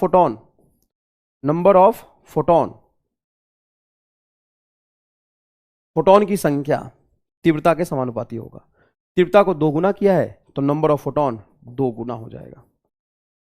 सीधा नंबर ऑफ फोटोन तीव्रता के समानुपाती होता है और तीव्रता नंबर ऑफ फोटोन के समानुपाती होता है। दूसरा सवाल ये बेटा, यदि प्रकाश की आवृत्ति तथा तीव्रता दोनों को 2 गुना करे। अब बोल रहा है कि मैंने प्रकाश की आवृत्ति तथा तीव्रता दोनों को 2 गुना किया। अब कह रहा है कि मैंने आवृत्ति 2 गुना किया। पहले मैं आवृत्ति के बारे में कुछ नहीं बोला था तो आवृत्ति को नियत मानेंगे। मेरी बात का कंक्लूजन समझिए। अब आई बराबर होता है NHF। आई बराबर क्या होता है? आई क्या? तीव्रता। तीव्रता क्या होती है? ऊर्जा प्रकाश की बटा एरिया इंटू टाइम। प्रकाश की ऊर्जा NHF/AT। जब कुछ ना बोला जाए तो आवृत्ति को नियत मानेंगे। आवृत्ति नियत, H नियत, AT नियत, मतलब आई बराबर N के समानुपाती। सीधी बात, नो बकवास। अगर आवृत्ति बदल दे तो हम बदल देंगे, कोई बात नहीं। SCB का सवाल है ये SCB का सवाल है। यदि प्रकाश की आवृत्ति तथा तीव्रता दोनों को 2 गुना करें तो देखिए आई बराबर NHF/AT। अब बोल रहा है कि प्रकाश की आवृत्ति को मैंने दुगुना किया तो करने दो, हम क्या कर सकते हैं फिर? आवृत्ति को दुगुना किया और तीव्रता को भी दुगुना किया तो जो N है वो समानुपाती हो जाएगी I/F। इसको भी दुगुना, इसको भी दुगुना, तो ये नंबर ऑफ फोटोन नियत रहेगा। ये है दूसरे सवाल का आंसर। तो एक में तीव्रता दुगुना करने से नंबर ऑफ फोटोन दुगुना हो गया है, क्योंकि आवृत्ति के बारे में कुछ नहीं बोला था तो हमने नियत माना था।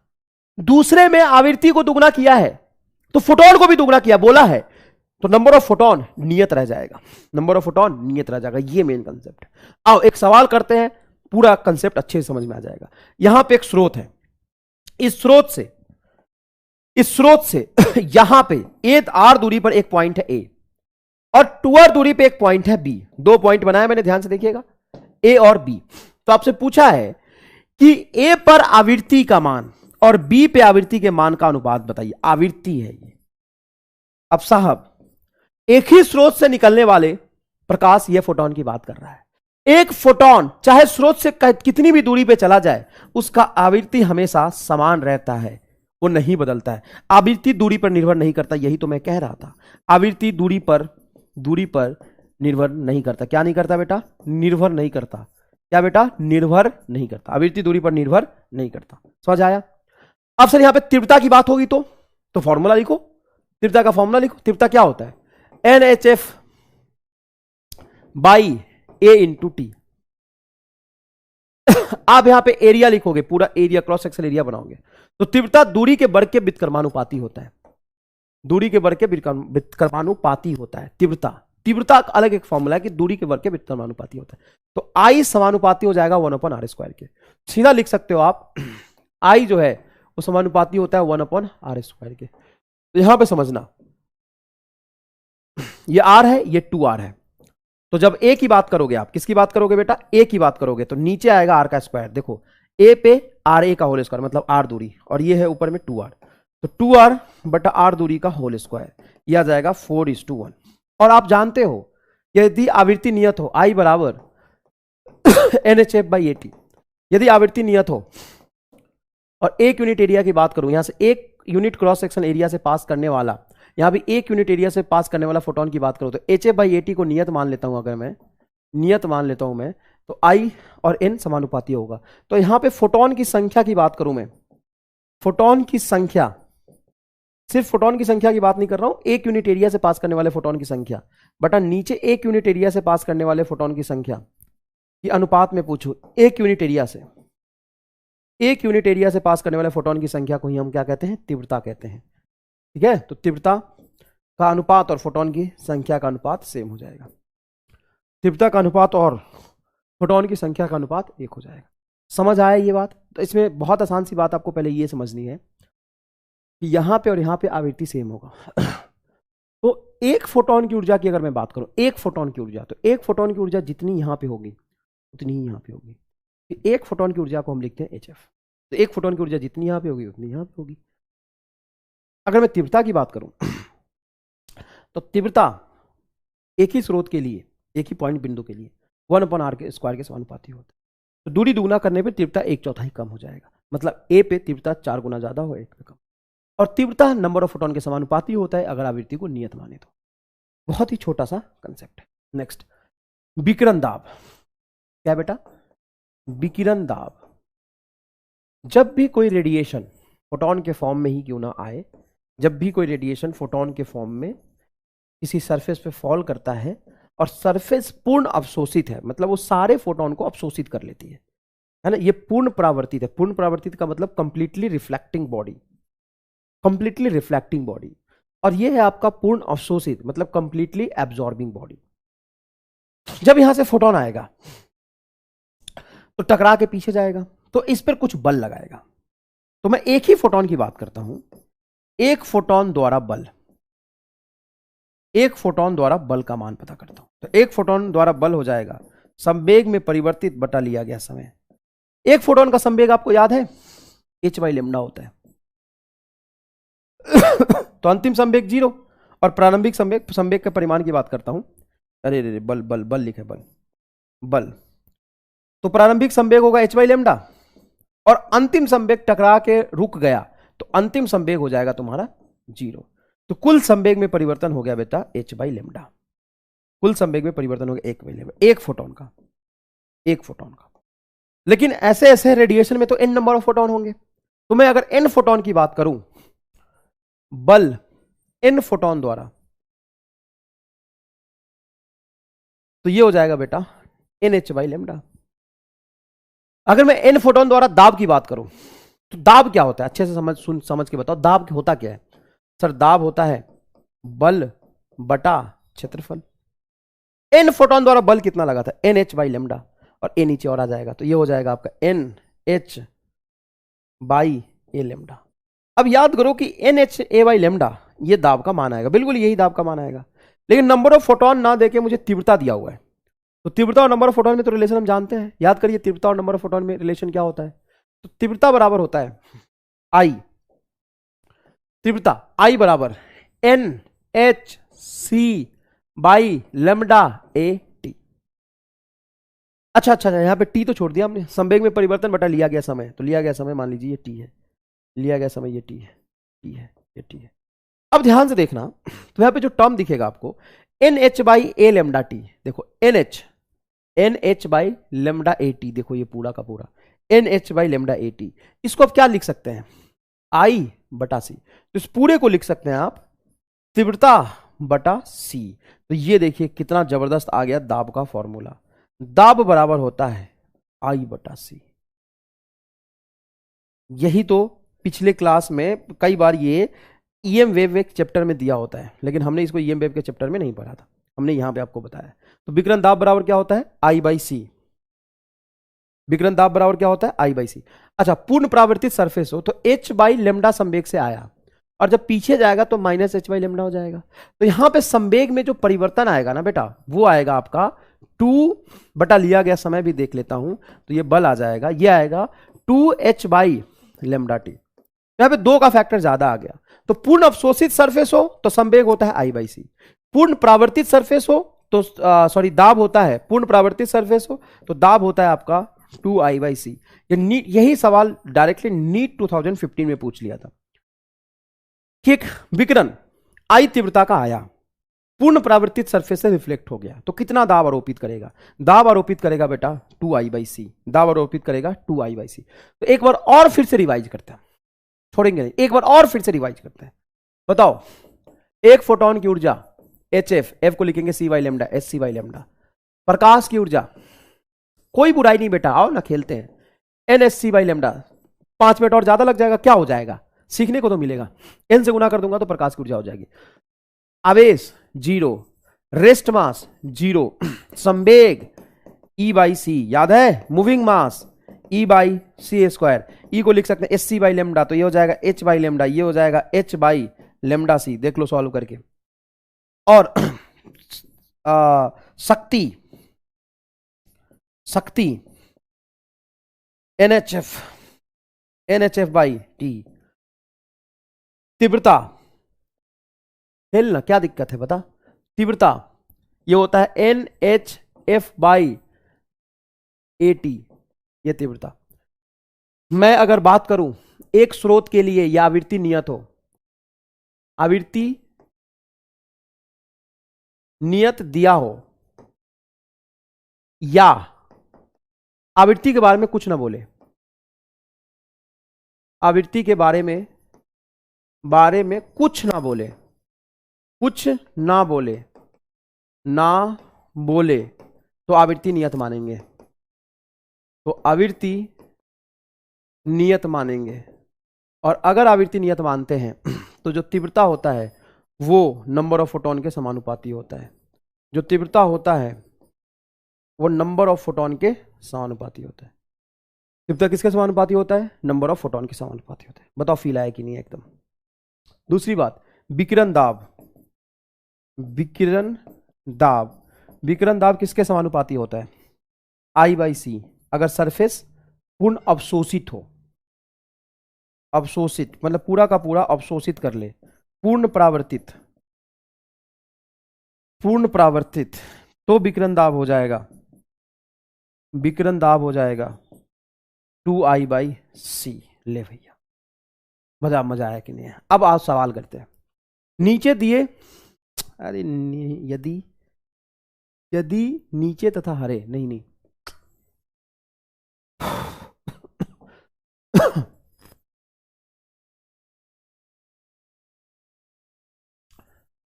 नीचे नहीं बेटा, नीले लिखना था यहां पे। क्या लिखना था, नीले, क्या लिखना था, नीले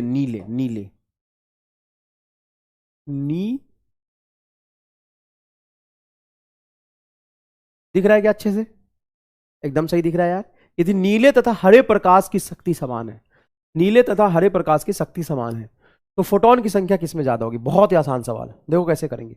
नीले तथा हरे प्रकाश की शक्ति समान है, तो शक्ति बराबर होता है एनर्जी ऑफ नीला कलर, नीला, तथा एनर्जी ऑफ हरा बटा समय, प्रत्येकांक समय तो कट जाएगा, दोनों तरफ कट जाएगा। अब नीले कलर की ऊर्जा को क्या लिखेंगे, एन एच एफ ऑफ नीला मतलब ब्लू, और ये number of photon of blue बराबर n of green, number of photo Planck constant, constant of the frequency of green. अब s से s तो कट जाएगा, तो n इंटू एफ का प्रोडक्ट असल में कांस्टेंट आ रहा, दोनों का बराबर आ रहा। अब जिसके लिए आवृत्ति ज्यादा होगा उसके लिए नंबर ऑफ फोटोन कम होगा, और इसमें आवृत्ति कम होगा उसके लिए नंबर ऑफ फोटोन ज्यादा होगा। और आप जानते हो ये होता है VIBGYOR, violet, indigo, blue, green, yellow, orange, red. नीले और हरे मतलब ब्लू और ग्रीन। ब्लू का आवृत्ति ज्यादा होता है, इस तरफ से देखते हैं, ब्लू का आवृत्ति ज्यादा होता है, तो ब्लू का आवृत्ति ज्यादा होगा तो नंबर ऑफ फोटोन कम होगा, तो NB is less than NG, ये आंसर आएगा। समझ में आया कि नहीं आया? बहुत इजी है। नेक्स्ट देखिए, यदि विकिरण की ऊर्जा E तथा फोटोन की संख्या n है तो इफेक्टिव गतिक द्रव्यमान क्या होगा? गति का द्रव्यमान मतलब गतिक द्रव्यमान क्या होगा? गतिक का द्रव्यमान क्या होगा? मतलब फोटोन जब मोशन में होगा तो उसका द्रव्यमान क्या होगा? देखो मेरी लाल, ध्यान से सुनो, मैंने तुम्हें बताया है कि P बराबर होता है E/c, जहां पे E किसका एनर्जी लेते हैं हम? फोटोन का। एक फोटोन का संवेग देखते हैं तो किसका एनर्जी लेते हैं हम? फोटोन का। लेकिन ये विकिरण की ऊर्जा E दी हुई है, यहां पे समझना पड़ेगा आपको डिफरेंस। ये विकिरण की ऊर्जा है या फोटोन की ऊर्जा है? सर ये विकिरण की ऊर्जा है, फोटोन की ऊर्जा नहीं है। तो एक फोटोन की ऊर्जा क्या होगी? तो आप समझिए कि एक फोटोन की ऊर्जा अगर मैं लिखता हूं ऐसे ई ऐसे लिखता हूं, ई नंबर ऑफ फोटोन बराबर टोटल एनर्जी, ऐसे आएगा। ये कुल विकिरण की ऊर्जा कैपिटल E, तो नंबर ऑफ फोटोन हो जाएगा कैपिटल E बटा स्मॉल ई। अच्छा, नंबर ऑफ फोटोन हमें चाहिए नहीं, हमें तो एक फोटोन की ऊर्जा चाहिए, तो स्मॉल ई बराबर होगा कैपिटल E बटा n। एक फोटोन की ऊर्जा, एक फोटोन की ऊर्जा, तो जो एक फोटोन की ऊर्जा होगा कैपिटल E बटा स्मॉल n।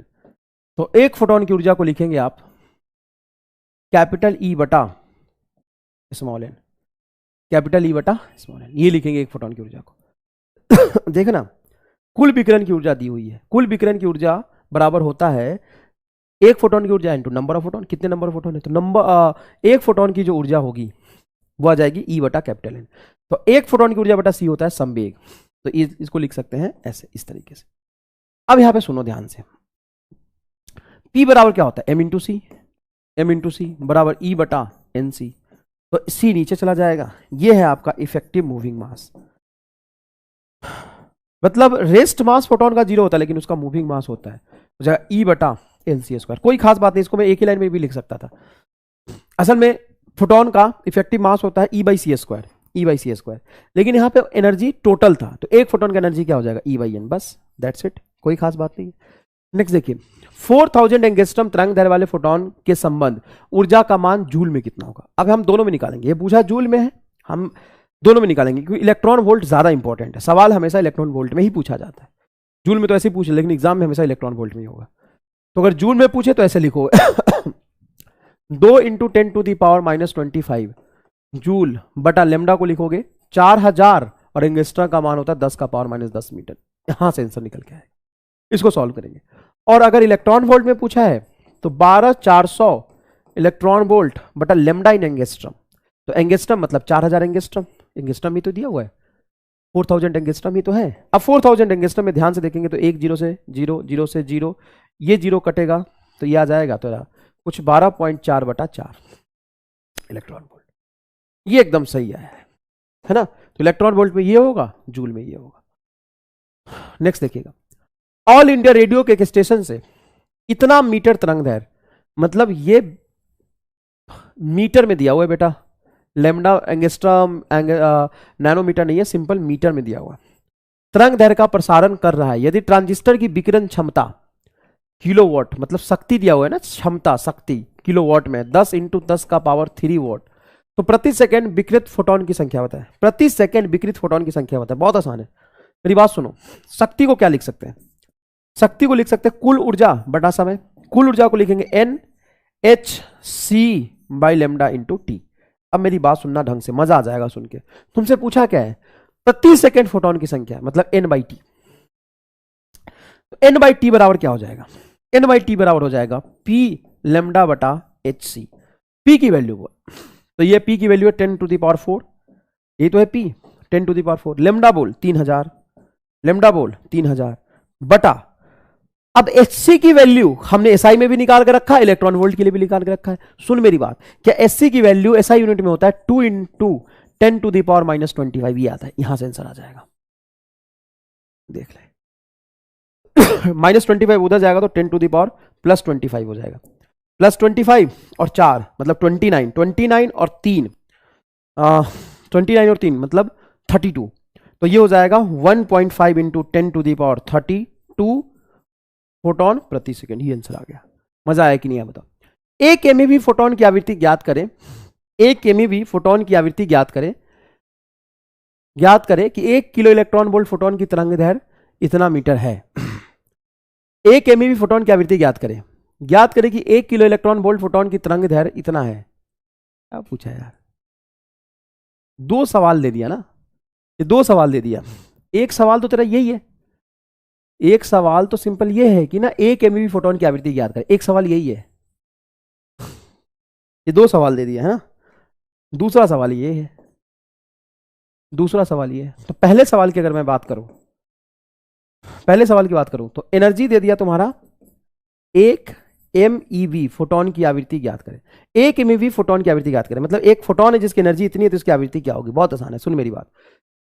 एक फोटोन की एनर्जी को हम एचएफ लिखते हैं, तो हमसे एनर्जी दिया हुआ है 1 मेगा इलेक्ट्रॉन वोल्ट। देखो मेगा इलेक्ट्रॉन वोल्ट, तो यहां पे एनर्जी को लिखेंगे हम या सीधा देखिए आवृत्ति को लिखेंगे हम E बटा एच। ई की वैल्यू दिया हुआ है मेगा इलेक्ट्रॉन वोल्ट, मतलब मेगा का मतलब 10 to the power 6, capital M होता है mega 10 to the power 6, electron volt का मतलब हो गया 1.6 into 10 to the power -19 joule. ये इलेक्ट्रॉन वोल्ट का मतलब होगा, एक इलेक्ट्रॉन वोल्ट को जूल में लिख लिया। और एच की वैल्यू एसआई यूनिट, क्योंकि हम एसआई यूनिट में निकालेंगे ना आवृत्ति, एसआई यूनिट में एच की वैल्यू हो जाएगी 6.6 इंटू 10 टू द पावर -34। ये आंसर आ जाएगा।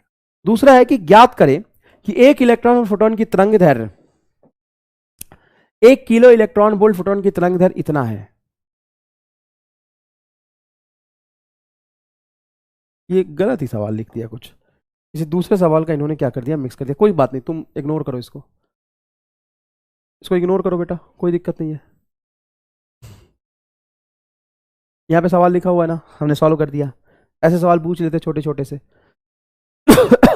नेक्स्ट है आपका फोटो इलेक्ट्रिक इफेक्ट, तो इसको हम थोड़ा सा समझते हैं, डिटेल में कल नेक्स्ट लेक्चर में पढ़ेंगे, थोड़ा सा समझते हैं।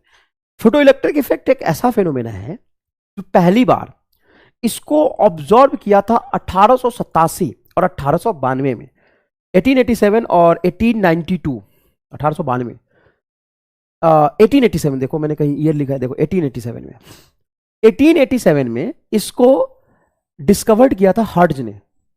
इसने किया था हर्ट्ज ने, कब किया था 1887 में, और उसके कुछ ही 4-5 साल बाद लिनार्ड ने डिस्कवर किया इसको। मतलब 2 लोगों ने इसको डिस्कवर किया था, लिनार्ड, हर्ट्ज नाम अंग्रेजी हिंदी में हर्जी लिखते हैं, और लिनार्ड।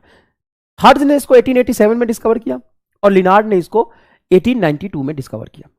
लेकिन इसको कोई भी एक्सप्लेन नहीं कर पा रहा था वेव थ्योरी से। क्यों नहीं कर पा रहा था मैं आपको बताऊंगा। वेव थ्योरी से जब भी इसको एक्सप्लेन करने की कोशिश कर रहे थे, तो तुम्हारे मन में सवाल आना चाहिए, सर क्यों कर रहे थे। तो बेटा अभी जो मैंने आपको थ्योरी पढ़ाई है वो थ्योरी है 1901 के बाद का। वो जो ब्लैक बॉडी रेडिएशन आया था उसके बाद तो मैक्स प्लैंक ने फोटोन की थ्योरी दी थी।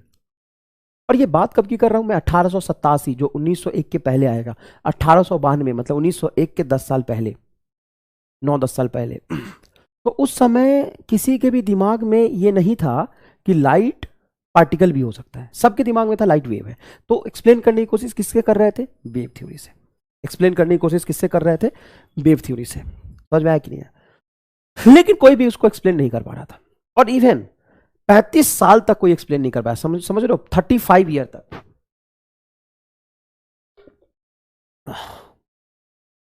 35 साल तक कोई एक्सप्लेन नहीं कर पाया। देख लेना, ईयर देख ले, जाकर एक्सप्लेन हुआ था 1920 में, आइंस्टाइन ने किया था एक्सप्लेन।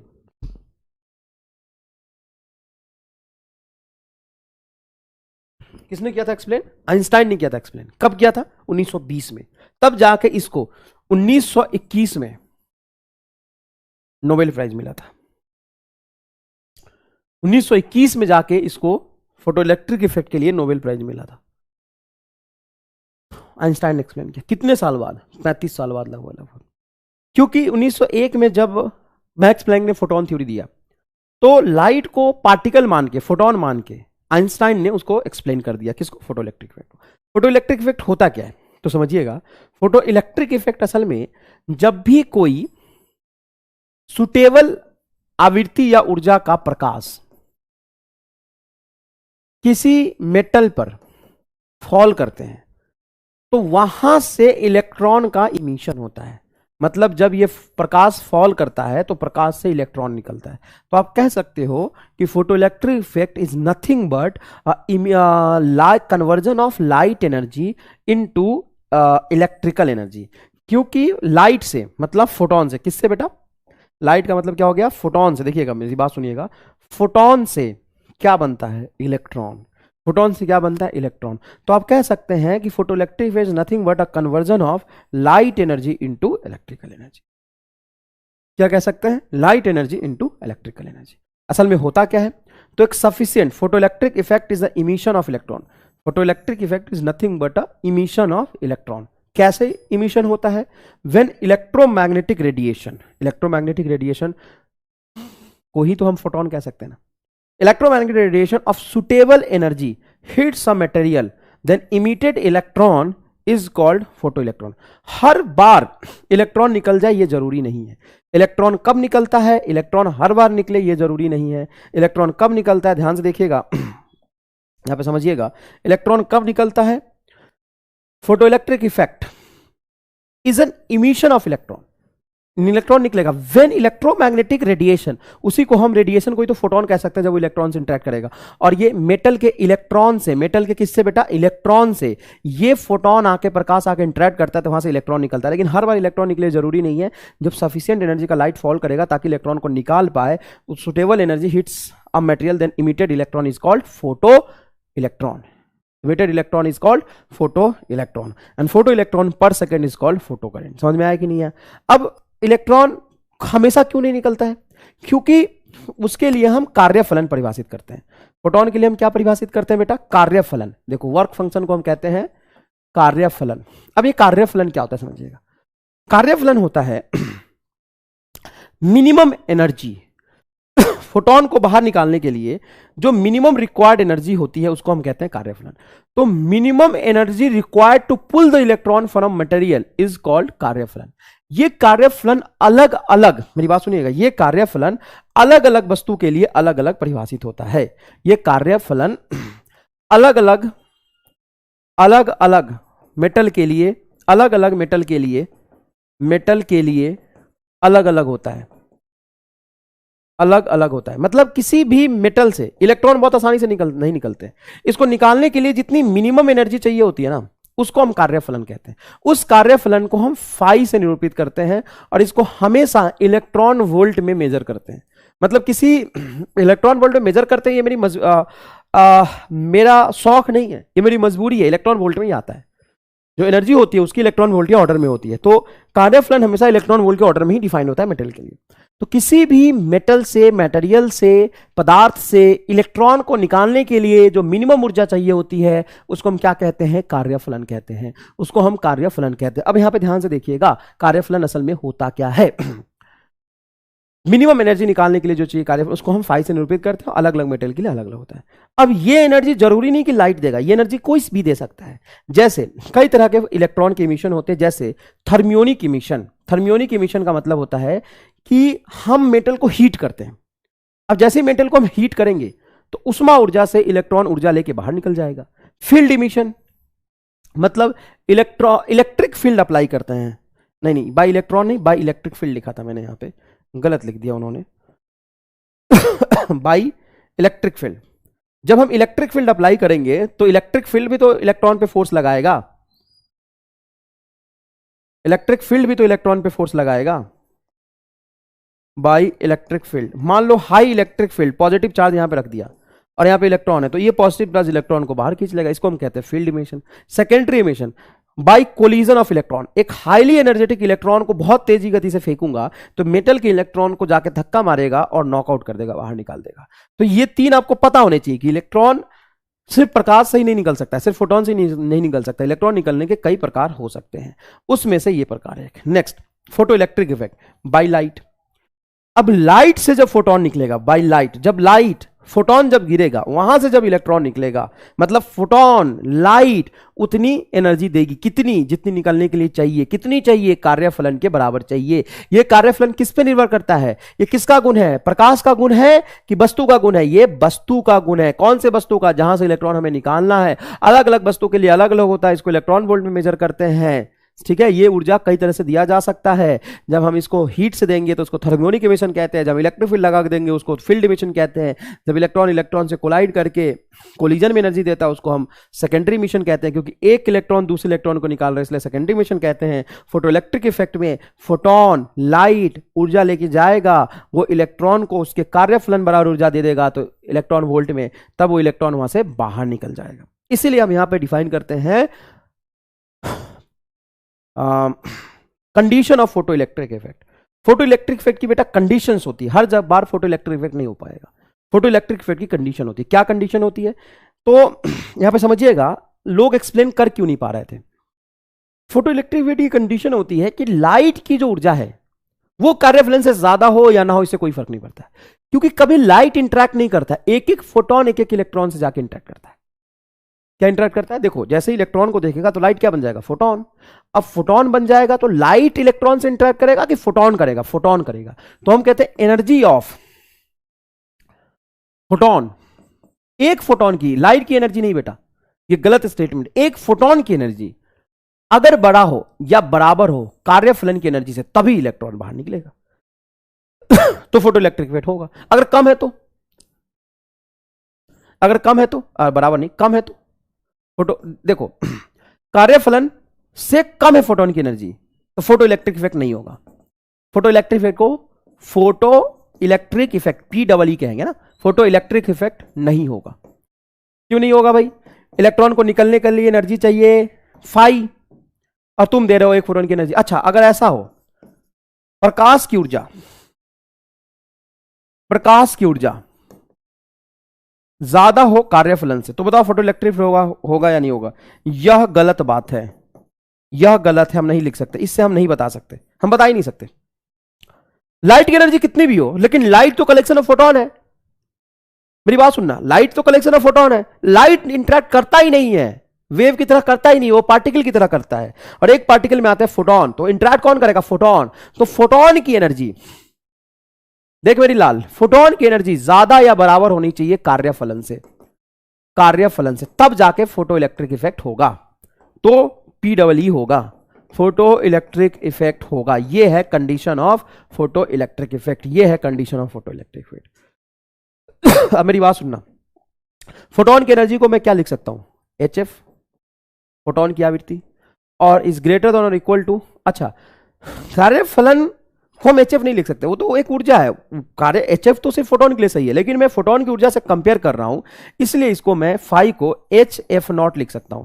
और F0 को कहते हैं हम देहली आवृत्ति, दिल्ली आवृत्ति नहीं, देहली आवृत्ति। देहली आवृत्ति का मतलब है कि उतना मिनिमम आवृत्ति जितना फोटोन को निकालने के लिए चाहिए, इलेक्ट्रॉन को निकालने के लिए चाहिए। फोटोन की आवृत्ति, फोटोन की आवृत्ति अगर देहली आवृत्ति के बराबर और बड़ा है तो फोटो इलेक्ट्रिक इफेक्ट हो जाएगा। और F को लिख सकते हैं मैं C बाई लेमडा, तो इसको C बाई लेमडा लिखूंगा, तो C by lambda of photon greater और equal to C by lambda of देहली, मतलब लेमडा ऑफ कार्यफलन। C से C कट जाएगा, ये इधर आएगा, ये इधर जाएगा। तो देहली तरंग दैर्घ्य से फोटोन की तरंग दैर्घ्य कम होनी चाहिए, क्योंकि तरंग दैर्घ्य कम होगा तभी ऊर्जा ज्यादा होगा।